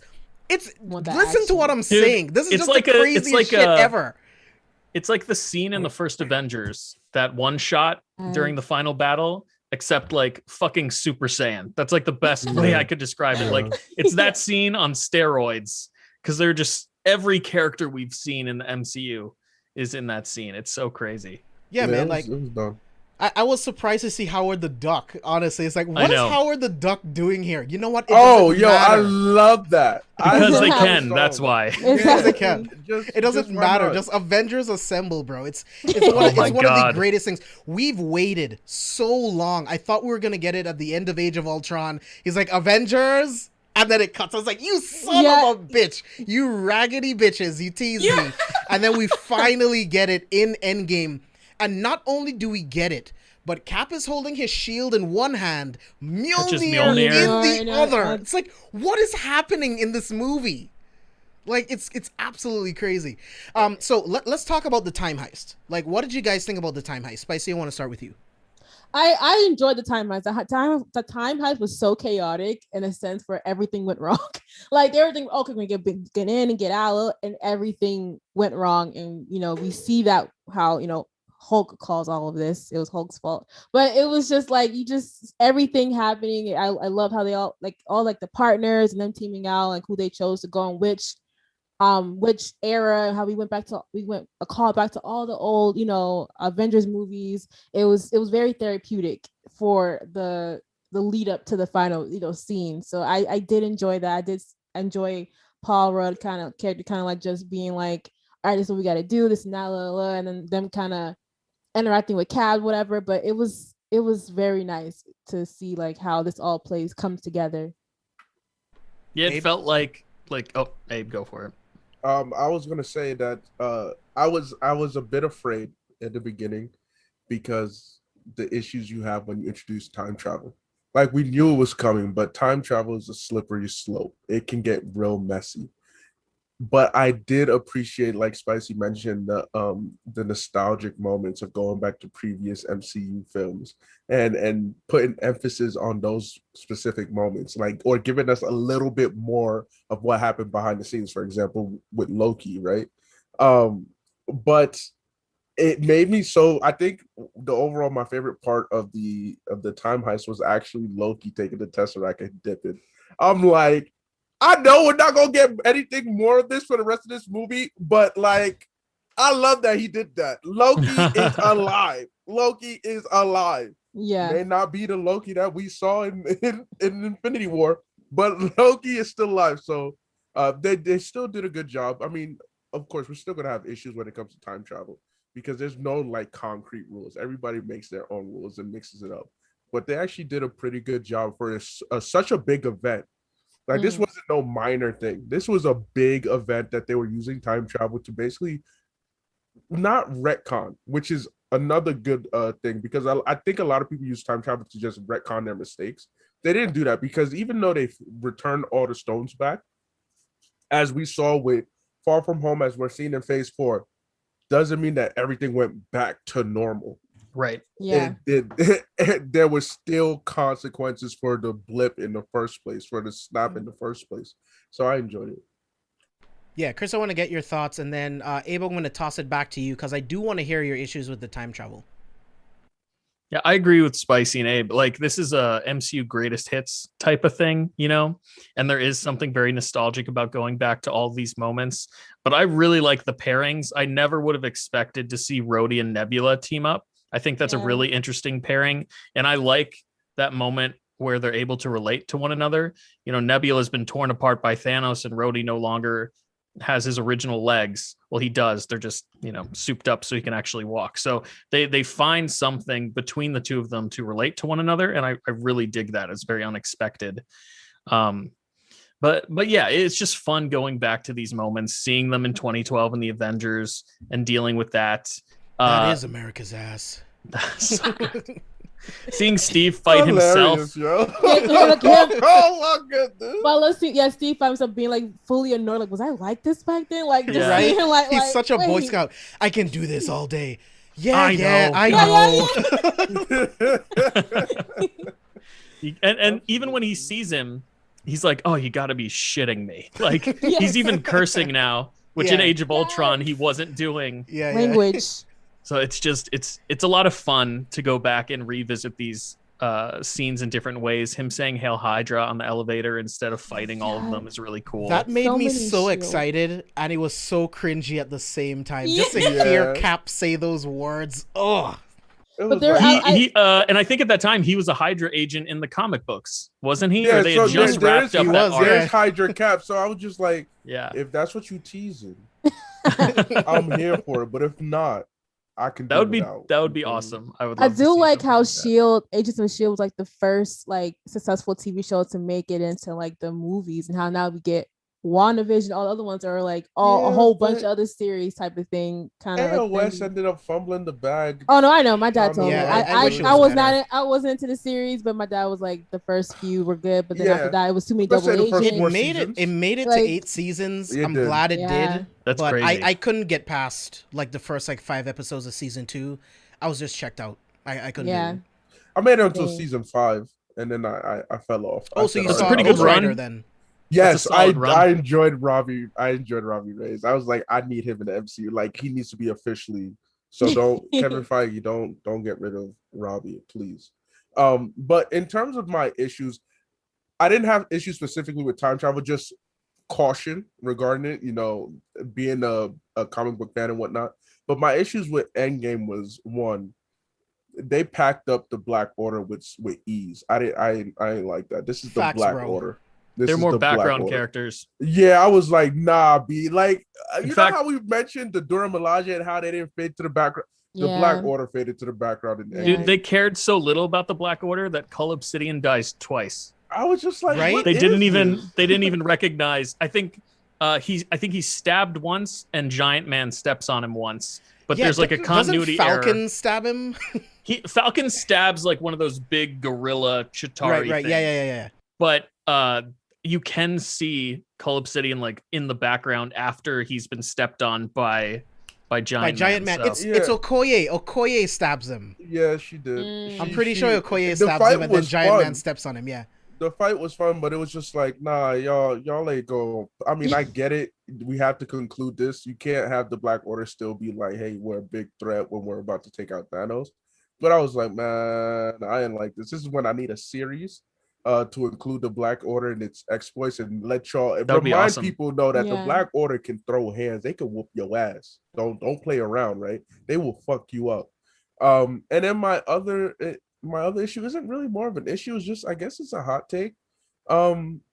I was not moved by Tony Stark's death. I was like, all right, it's concluded. He's done his role.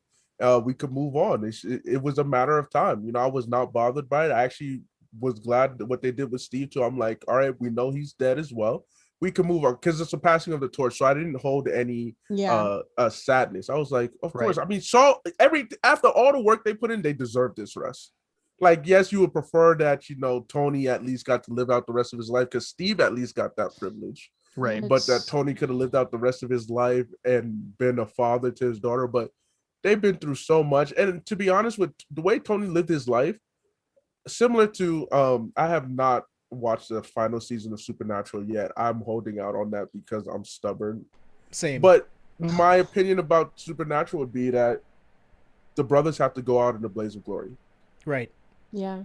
Tony Stark went out a G.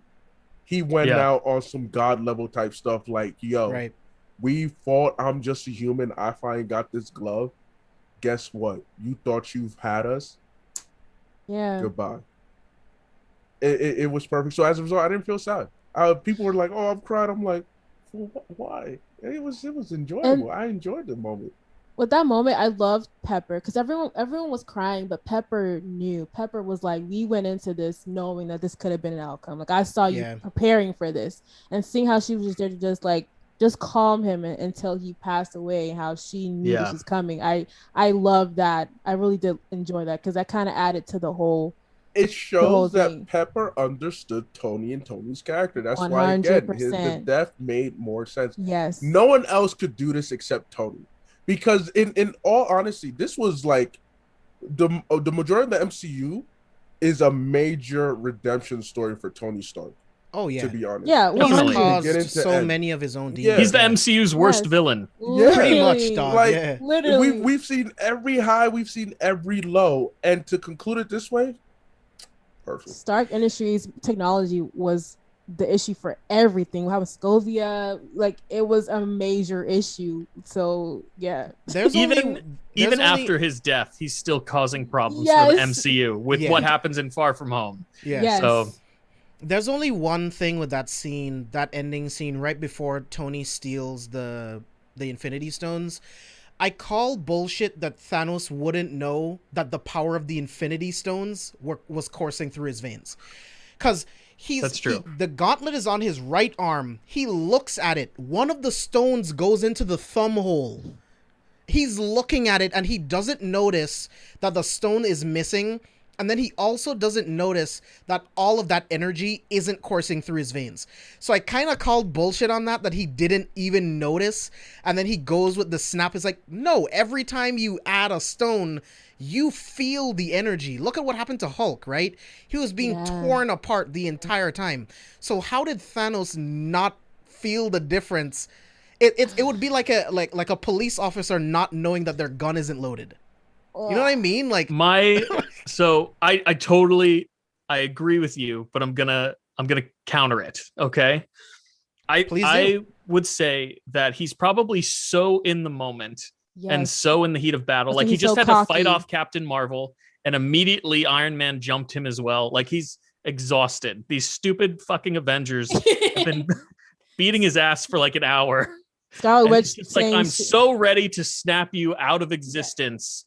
Like, and he just isn't thinking about it, you know? And then when he tries to, nothing happens. So I think he's just like so in the heat of battle that he doesn't think about it. But I completely agree with you. Like, yes, if you were wearing an Infinity Gauntlet, you would know that your body's like surging with power and about to die, basically. Right? Like, come on. But yeah, man. Like any other favorite moments from Endgame that you guys want to talk about before we move on to Far From Home? My favorite moments was definitely Captain Marvel and Scarlet Witch like fighting Thanos. When the whole like Scarlet Witch like, you took everything. Like, I don't even know who you are, girl. Like you will. No, you're just that whole moment. I did enjoy. I love Pepper and Tony in their suits together. I really did enjoy that. They're kicking ass the whole time. Valkyrie, like I just love how each of them have their own individual moments to shine.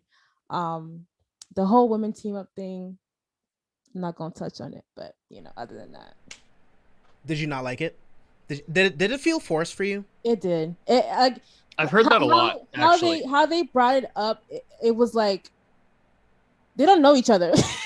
None of these women know each other like that. So for them to like just have them like team up to like, I was like, okay, cool. When I first saw it, I was like, you know what, so much shit going on, you know, whatever. But then going back, I was like, yeah, that was kind of like force, you know, type of thing. Because they were already shining by themselves. Like there was no need for it, to be honest. Like, I think it may be because people liked it so much in Infinity War when Scarlet Witch, Black Widow, and Okoye teamed up.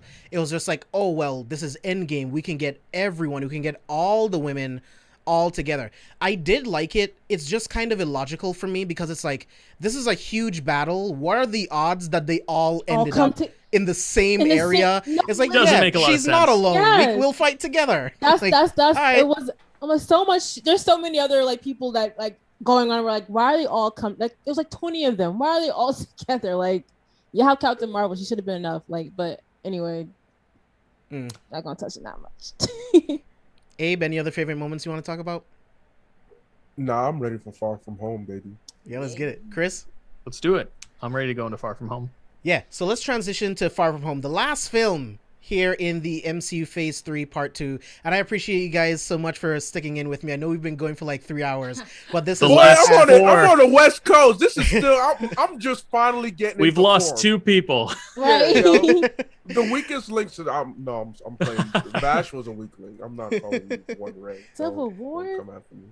But Oh, Far From gosh. Home, I thought was incredible. John Watts has this amazing ability to make these like it's a story about kids, right? Like we're following Peter Parker in high school with all of his other friends and everything.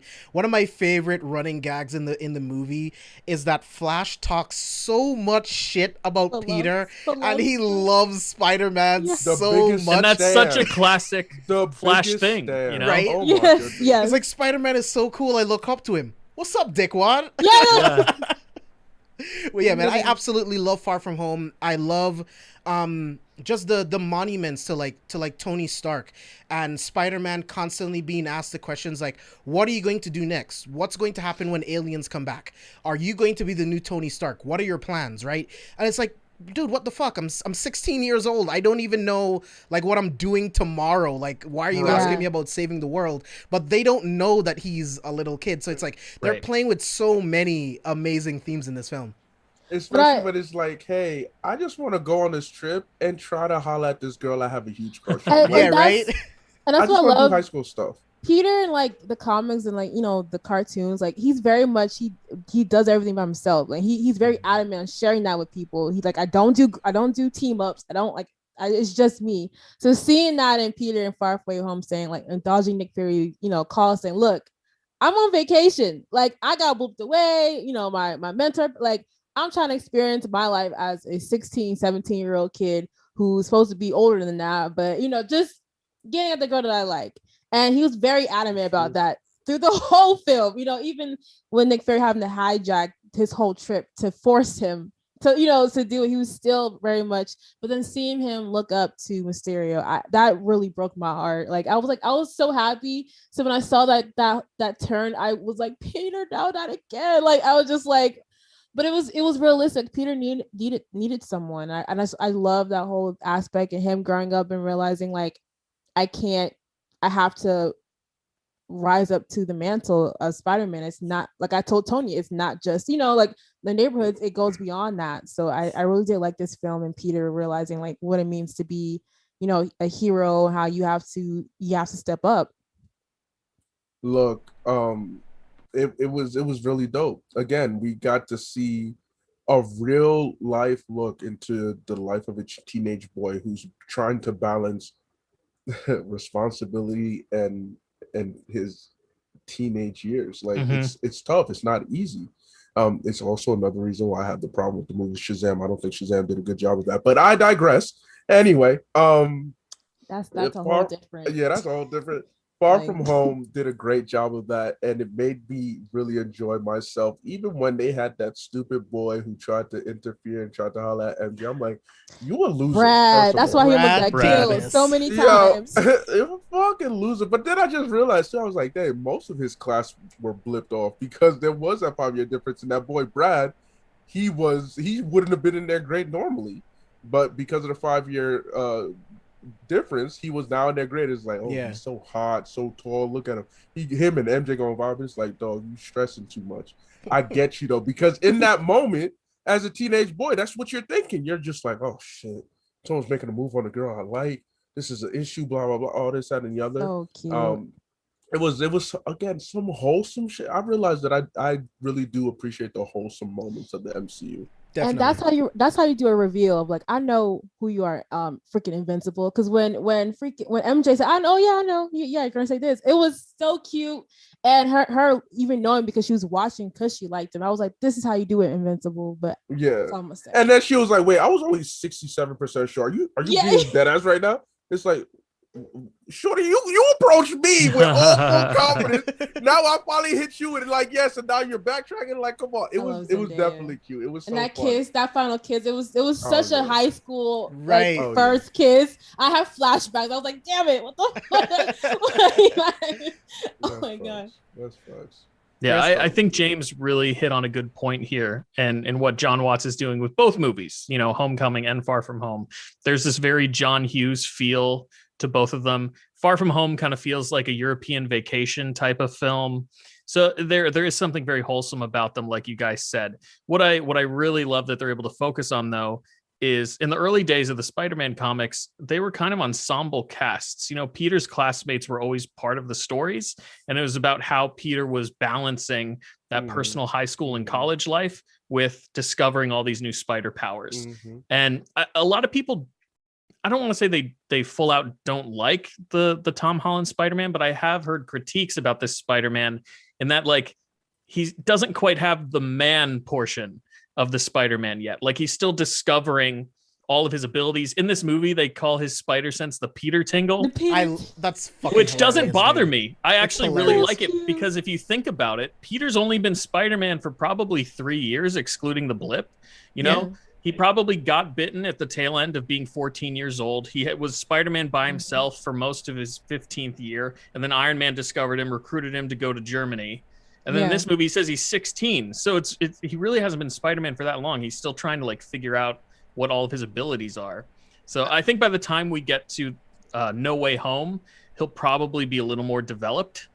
And I don't think he'll be calling it the Peter tingle anymore. He'll probably transition to Spider Sense. But not only that, we have the conclusion of the film, the consequences of Far From Home that he has to deal with. Exactly. Again, consequences. Right. They're so important. Oh, they're so important. That's what I love. And I have to give Jake Gyllenhaal his props as Mysterio. Look, we talk about how Loki is mischievous and a trickster. All right, on a deity level, yes. But the next closest person to that is Mysterio. Yeah, and while, look, when I first thought of this, when the movie first came out, my expectation was like, all right, what are we going to get from this? They mentioned Mysterio in the trailers. I was like, okay, Mysterio. I never trusted him to be a good guy, but I was just like, comic book fans were like, he's 100% the villain of this movie. Yeah, 100%. We were like, okay, we're going to have a different Earth. Which one is he going to be from? Is he going to be from Earth 1610? Because if so, God, that Secret pissed Wars, me off so much. all right. So I'm like, I'm mad hype. Multiverse, I'm like, multiverse. Yes, multiverse. I'm so giddy. And then you watch it, and then it's like, it's a no, script. I used to work for Tony Stark. Like, all right, first of all, those moments, those flashbacks as he gave the speech at the bar, I thought was purely hilarious. It's like they're going to the black and white stills, like, oh, just you with the turtleneck. I was like, what are you? The look that he gives the camera is so good. Yeah. I'm like, what is going on? But again, Mysterio is just theatrical. He's a theatrical character. Yeah, I did like the theatrics that they had that like I feel like in him directing the whole motion picture, and he's like, let's speed, but then still having that villainous temper tantrum was like, does anyone want to die? Do what I said type thing. And so I did after having all that power, I did like that a lot. And Jake Gyllenhaal towards the end where Peter was coming, he was like, activate like him just being so enthralled, and like that moment I was like, dang, Jake Gyllenhaal, he did his thing with that. Like I did enjoy that. I refuse to accept that Mysterio's dead, even though definitely he most not. definitely I'm sure he's gonna come back. I refuse because it's like he's too fun of a character you can have fun with, because it's basically like imploring Loki, but now you can kind of even out the power scaling a little bit, right? Because you don't want Loki constantly popping up dealing with affairs on the streets, right? But Mysterio can do that while still having that fun, that wit, the manipulation. I mean, Mysterio had contingencies upon contingencies. My man was prepared for any situation, and he was quick to adjust on the fly. Because when Spidey messed up the drones while doing the illusion, beautiful animation. Graphics too, and animation as he dived into the heart of the storm, and it was just like, yo, this is all technology. But Mysterio was just like, you know what, drop it. But why would drop it? I already knew he was formulating. They'll see what I want them to see. Right. Yes. Dude, and I actually really want to talk about that. One of the things that I love most about Mysterio in this movie is that Marvel took the opportunity to comment on how we interact with social media and how all of us are kind of cultivating this personal truth bubble, which isn't objective reality. And Mysterio in this movie is very aware of that. In like the Trumpian era, everybody's seeing what they want to see and believing what they want to believe, and they're not seeking facts. They're reading fake headlines, and it's on both sides, right? People are reading headlines and taking that as truth. And Mysterio in this movie is taking advantage of that. Before he dies, like James said, he literally says people, what is it? They'll believe anything. They'll believe anything, right? They'll believe in what they want to believe, not necessarily what the objective truth of the matter is. And throughout the movie, we get a couple commentaries on that. Like at one point, you have MJ questioning why Vash believes everything he reads on the internet. Mm-hmm. And then at another point, you have Peter saying the news never lies, right? Like the news is always telling the truth. So I think that's one of the major themes of this film is like, how do we as a society digest the media that we consume? And how do we discern what's fake and what's real? And I think he's such a smart villain. It's such a smart way to bring Mysterio into a film in 2019. He was a perfect villain for the era, I think. Definitely. And he's not exactly the same as the Mysterio in the comics, but they brought in enough of those elements and mixed it with that theme to make him one of the stronger villains in the MCU, in my opinion. Yeah, the core values of Mysterio are there, and that's the most important thing. Like, right. I want him to come back, and I want him to do more messed up stuff. Like, some of my favorite stuff are the illusions, like when he's messing with Peter's mind, making him think that he has Mary Jane and stuff like that. In the comics, Mysterio has tricked Wolverine into murdering all of the X-Men. So I was kind of hoping that we would see some type of scene where he would make Spider-Man hurt one of his friends on accident. That would be, because that would be soul. We're not there yet.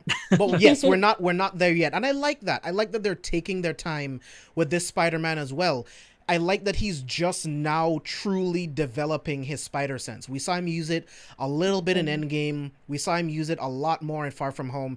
And I love that we're getting that development. That was the point of having a Spider-Man so young, so that he can build as a person and we can watch his powers grow as well. This film has a lot of cool things. Like when we saw the elementals in the trailers, I thought we were getting Hydro Man, and then once we saw that they were actually elementals, I was kind of bummed, but then Flash makes a reference that someone got water powers, and it's like, boom, Hydro Man instantly into the Spider-Man universe. So that's going to be dope whenever we see that.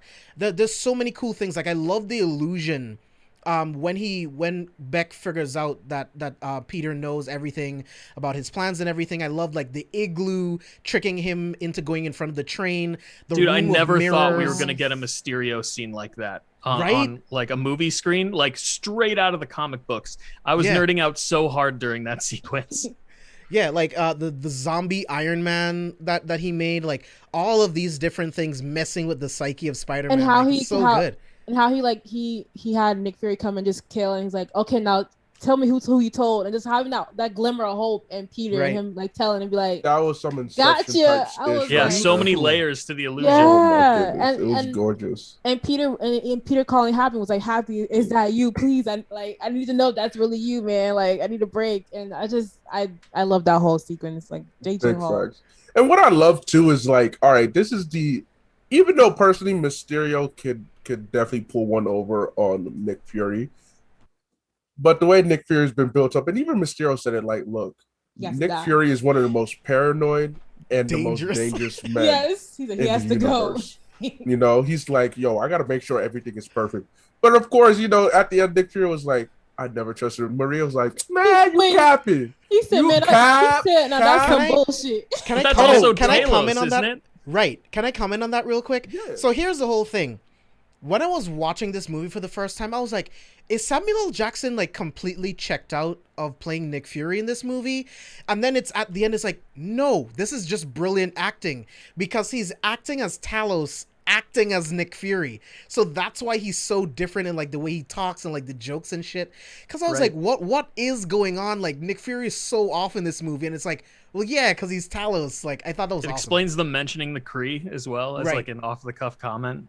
Yeah, facts. And so it just flowed so well. It was like, all right, this is a perfect opportunity, because even if people forgot about the whole Creed thing, it was like, well, he was gone for 5 years, so he still needs to get his bearings. You know, Right, at the end of the day, technically, you Yeah. know, Shield fell a while ago, but no one really fixed Shield during the blip. You know, Right. So now he comes back, and one of my favorite moments.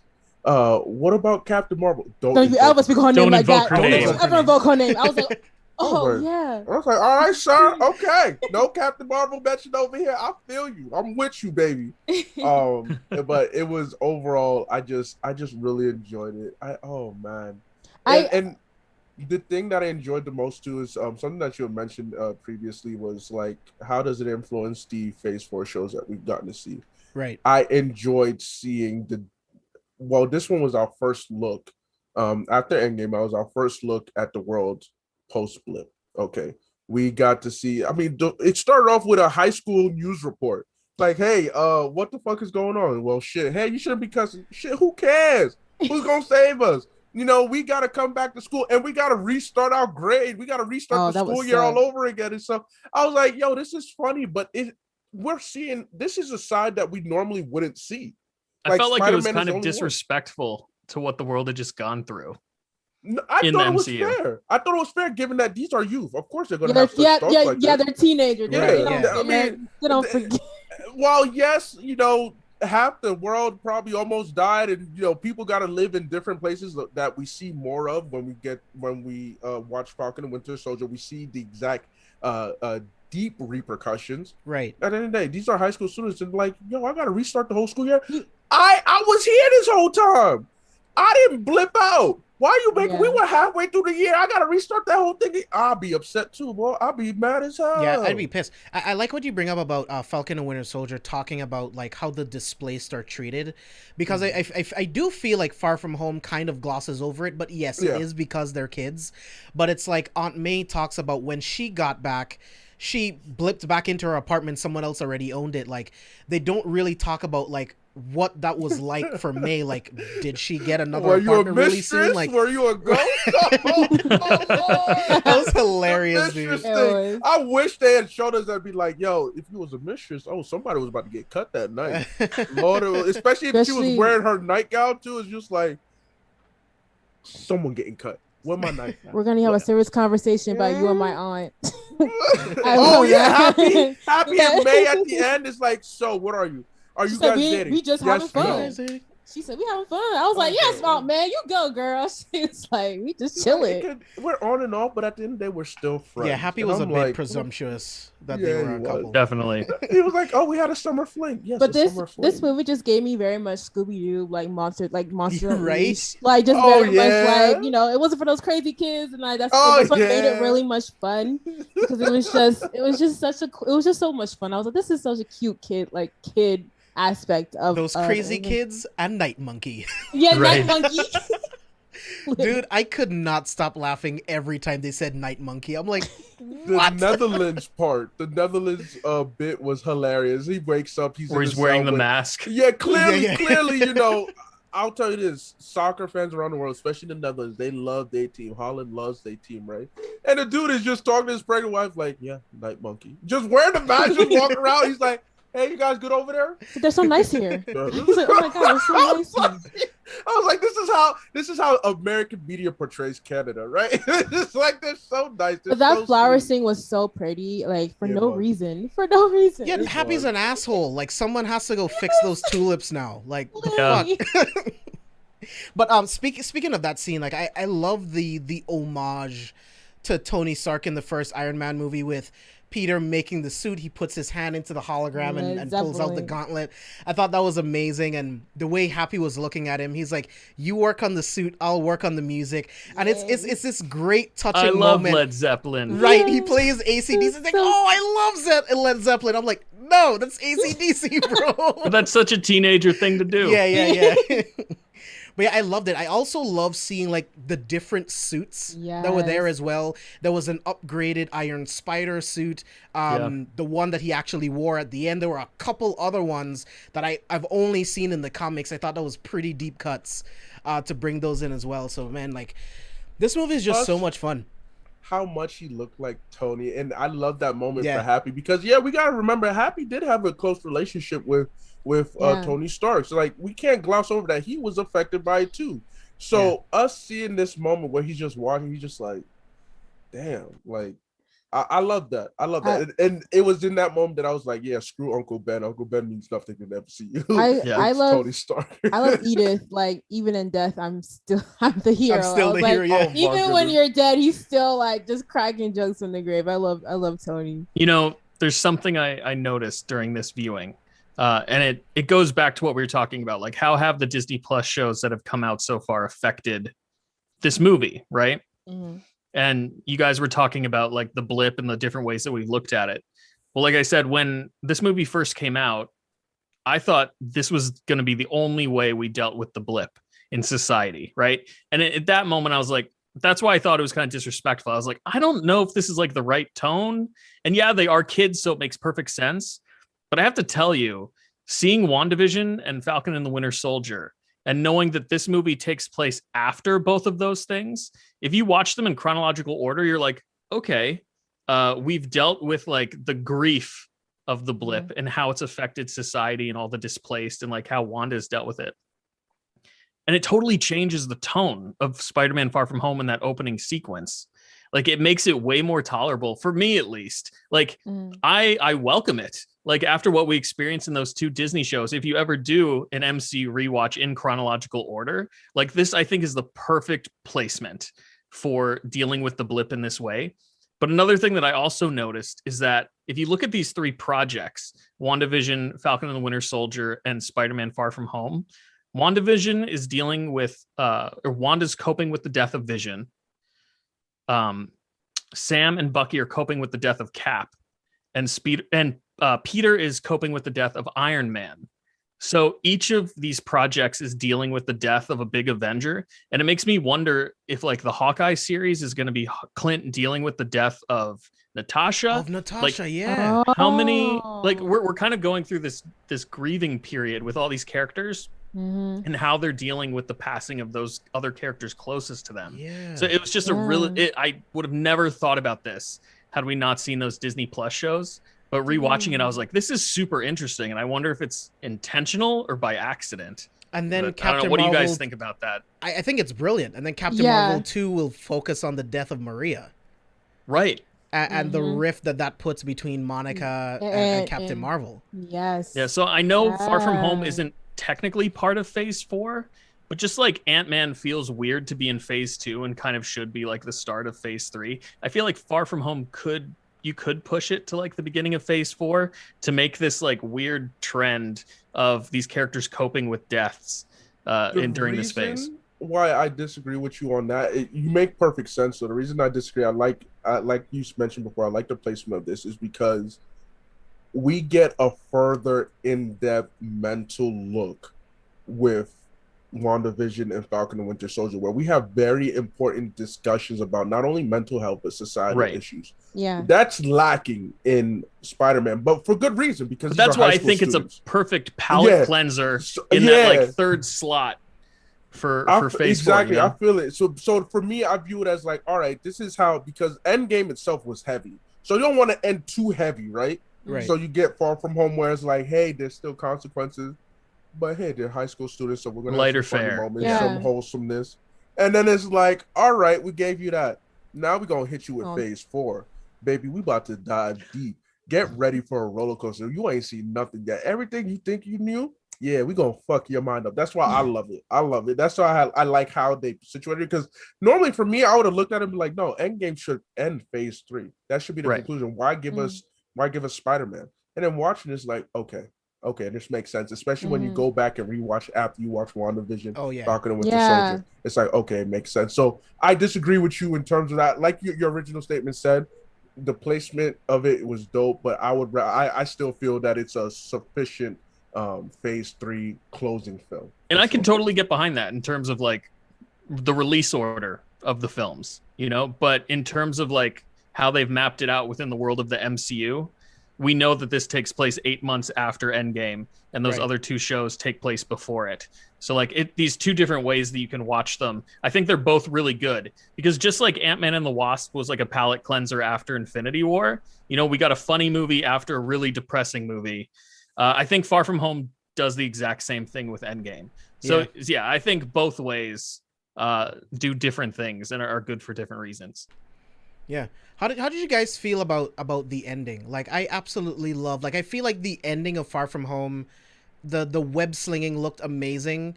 Like, I felt like, oh, this is finally like the web slinging like I've been looking for from Peter Parker within It the makes me MCU. want an MCU Spider-Man movie that takes place just in New York City. Yeah, man. Yes. Like that's what I want, because forever I even though I don't like the movies that much, I think the Amazing Spider-Man movies has some of the best web slinging we've ever seen, and we finally got a glimpse of that at the end of Far From Home. But that's because like he's learning and growing and learning more about his abilities. So I love that. I love watching him web sling through the city, taking pictures on his cell phone. Like I love those moments. Those are the Peter Parker moments that I love to see. And watching him like web sling with MJ and she's freaking the fuck out. I thought it was hilarious. It's so much fun. That was so cute. She was like, "Yo, nah, put me down. Like this is too much. No." Zendaya, I love you. I love you, Zendaya. I really do. You're She's one of my watching right favorite- now. Yeah, she is. I appreciate you. China McClain, if you are watching this too, I love you more. I'm just letting you know this I right love now. China McClain. But yeah, I enjoyed that, and I enjoyed just the reveal of J.K. Simmons is just So Oh good. my The God, greatest thing I ever. love oh it. my goodness, J.K. Simmons is a GOAT Perfect actor. to announce that kind Right? of gossip, like And it on was so public. the whole sequence. It's like, yo, he's carefree. He finally got the girl. The girl knows who Take he a is. break. Everything's working. They slinging through the city. He's showing off. He's Peter like, all right, Parker, shorty, Spider-Man. I'm gonna drop you off. I'm gonna get back to what I'll do because at the end of the day, I'm the neighborhood Spider-Man, so I got responsibility. Oh, word. Let's watch the news. What the hell? Peter Parker, Spider-Man. I'm Dude, like, bro, that's just the Peter Parker luck, though. Right? That's like- literally, perfect. That's how his life functions. Yo, it was His perfect. government This photo. is ideal. This And is I- how I want it to end. I'm satisfied. I did not see that coming. Me right? neither. I Neither never did I. I never thought that Beck was dead, but I did not think he would show up at the end with this video revealing the identity of Spider-Man. I'm like, whoa, like Bro. really? So I Can't wait thought for I No thought it Way was Home. crazy. I can't wait Yeah. to see what they Me do with too. this. And I love yeah. I love the teasers they've been doing with like the actors and like the They whole have so much finding the fun name. together. Yeah, it's Yeah. such a fun project that they have. Where I'm like, this Oh is my so goodness. fun. They've been trolling the whole internet. I love that. I love that. It makes me enjoy a film and a series more, seeing how much the actors themselves care for their roles. Again, it's why I Yes. love Ryan Reynolds, because he loves Yes. Deadpool. He loves Right. playing the role of Deadpool. Yes. Hugh Jackman, Alpha from Inside the Mind of a Blurred feels otherwise, but Hugh Jackman enjoyed the role of Wolverine, and he likes to still interact with, especially with Ryan Reynolds, which is Oh, why yeah. I'm like, yo, They had that little MCU, beef. give me that one at least cameo of Ryan Reynolds and Hugh Jackman playing their roles, because we need it just once, please. I think he will beg. do the cameo. I think he'll do He the would. cameo because He I mean just- he just for doesn't it. have to work out to do a Yeah, cameo. no, Oh, yeah, no. no, because he put in his time. When I found out Hugh Jackman was a Broadway like star, Yeah. I was like, what? Yeah, Wolverine is it to Broadway? I was one of those people when we I first love got it. the first X-Men movie. I'm like, this dude is over 6 foot and he's a Oh my God. Broadway singer. The Yeah, fuck? he's not What are we Wolverine. doing? That's But I not was like- Wolverine. And it's like now, like, who He's else my can be No, Wolverine? but I was right? like, Wolverine's like 5 foot. Like Hugh Jackman's like Hey, my height. look, And I was like, he's like we 6'4". can, I just like, we can adjust. We can compensate. All right, y'all not about to.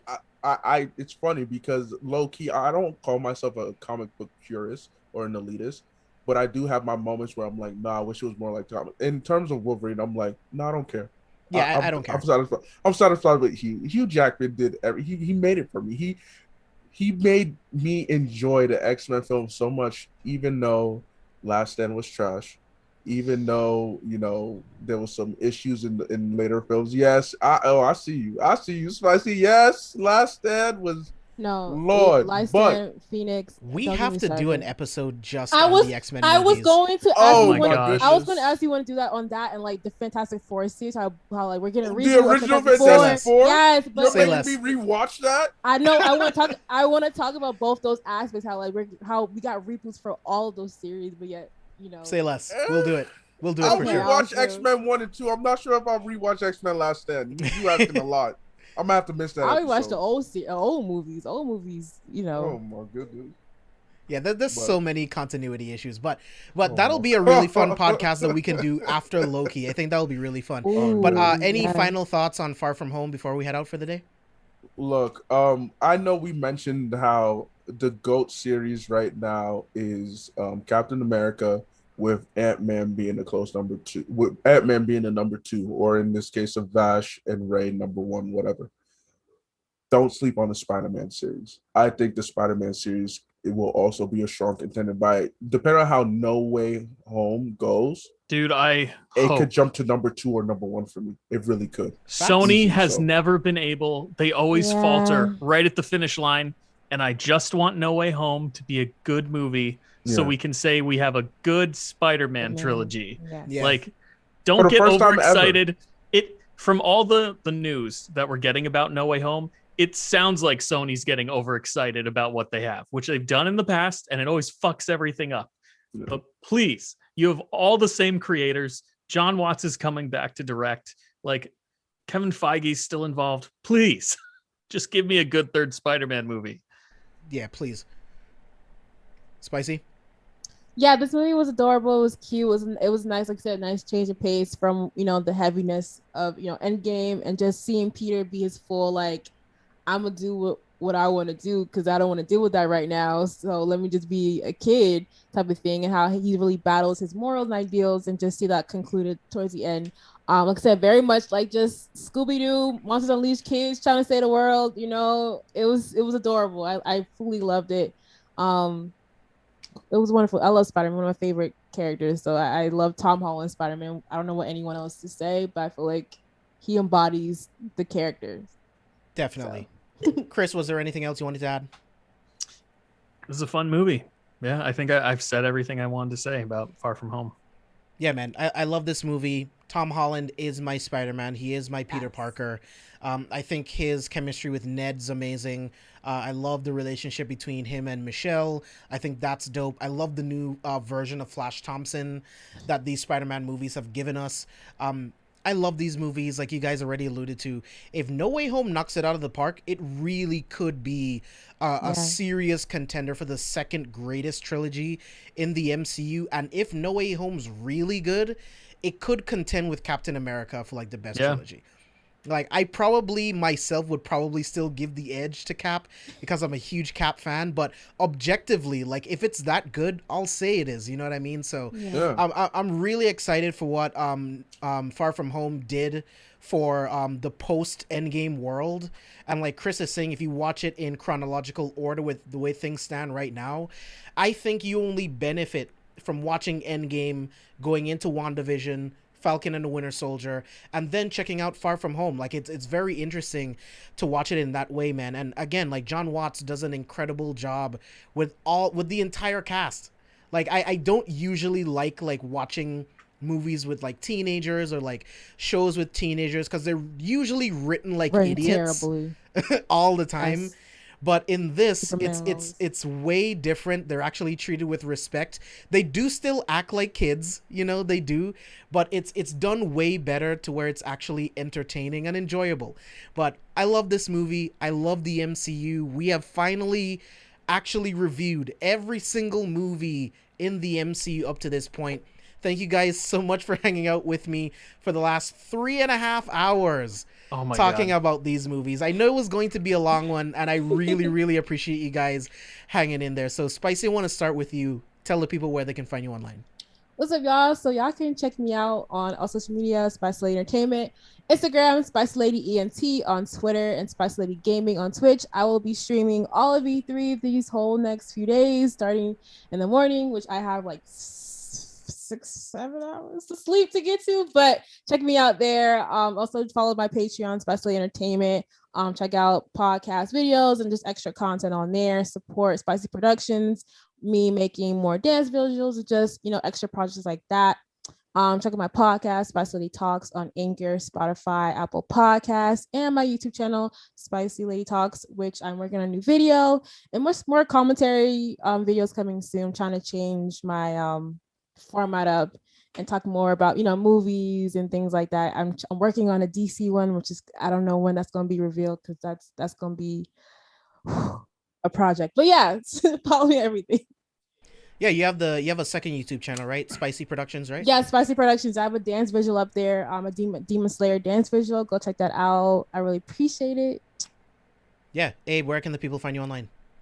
Well, you can find me on Twitter at Prince_Alawal, ALAWAL. The same thing on Twitch. I just started streaming tomorrow or Sunday, most likely Sunday, because we do have a D&D session tomorrow on the Anime Lately channel with other podcast communities. So come through. It'll be at 5 p.m. Pacific time. Find me on Twitch. Like I said, Prince_Alawal. I stream Genshin, Smite, Call of Duty Cold War, Destiny 2, and I will stream Dying Light. Find me the Austin A podcast, as well as Inside the Mind of a Blurred podcast. Follow us on Twitter at the Blurred Mind Pod. I believe that is our handle. I forget it, even though I run the account. I always forget what I'm tweeting from. But yeah, Instagram is naija.usa.made. I'm not as active on there, but if you want to see how I look like and more pictures of me doing stuff that is not podcast related or not reckless Twitter tweeting, you can find me on Instagram. That's the wholesome area of me. And yeah, like I said, just follow the podcast. I appreciate JB for having me on here, because I just be pulling up at this point. I'm like, yo, JB, I'm gonna pull up last minute just out of nowhere. So I appreciate you, big dog. I really do. I know. Yeah, man, I love talking to you guys. So anytime you can pull up. Chris, where can the people find you? You can find my podcast, Popaholics, on all your favorite podcast players.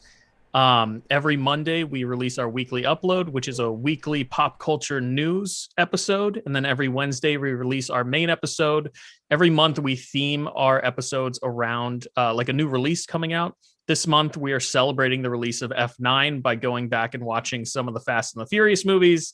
This coming Wednesday, we're going to be talking about the Fast and the Furious Tokyo Drift. We had James on last week talking about Fast 5, which is a really fun episode. And then you can also find video versions of our news segment over on our YouTube channel. I don't recommend typing in Popaholics into YouTube because you're going to get a lot of pimple popping shit. We're really working to get to 100 subscribers so we can get a customized URL. So help us do that. Hopefully James posts a link in the show notes. But if you want to see our faces talking about weekly pop culture news, you can head over to our YouTube channel on Sundays to do that. And then me personally, you can find me at Chris Conkling on Twitter talking about a whole bunch of nerdy shit. Yeah. Make sure you guys follow all of these amazing content creators. I love having them on the podcast. You will see Chris, Spicy, and Abe on the podcast a lot in the future. As a matter of fact, Abe and Steve are going to be with us every single Friday until Loki is done. We'll be reviewing those series together. I'm going to be on Popaholics to review F9. That's going to be absolutely lit. Definitely gonna get Spicy back so that we can talk X-Men, Fantastic Four right after Loki. So you're gonna see these guys here on the platform a lot coming in the future. Again, I love talking to every single one of you. You make these conversations worth it all. So you guys can follow me all over social media at JB Exclusive and of course at C4SVillains. Head over to carefulforspoilers.com. Find links to our Patreon, all of the gaming articles that we write, all of the movie articles that we write. If you need a recap of everything that just happened for Summer Game Fest, we have an article up on the website right now. Everything that's going to be happening on E3. Make sure you're following C4Spoilers on Twitter, because we will be live tweeting all of the news coming out for E3, and then we'll have a recap article at the end of E3 to make it easy for you guys, so you don't have to track down videos, articles, anything like that. It'll all be on the website. So until next week when we review Loki episode 2, we will see you guys on the next one.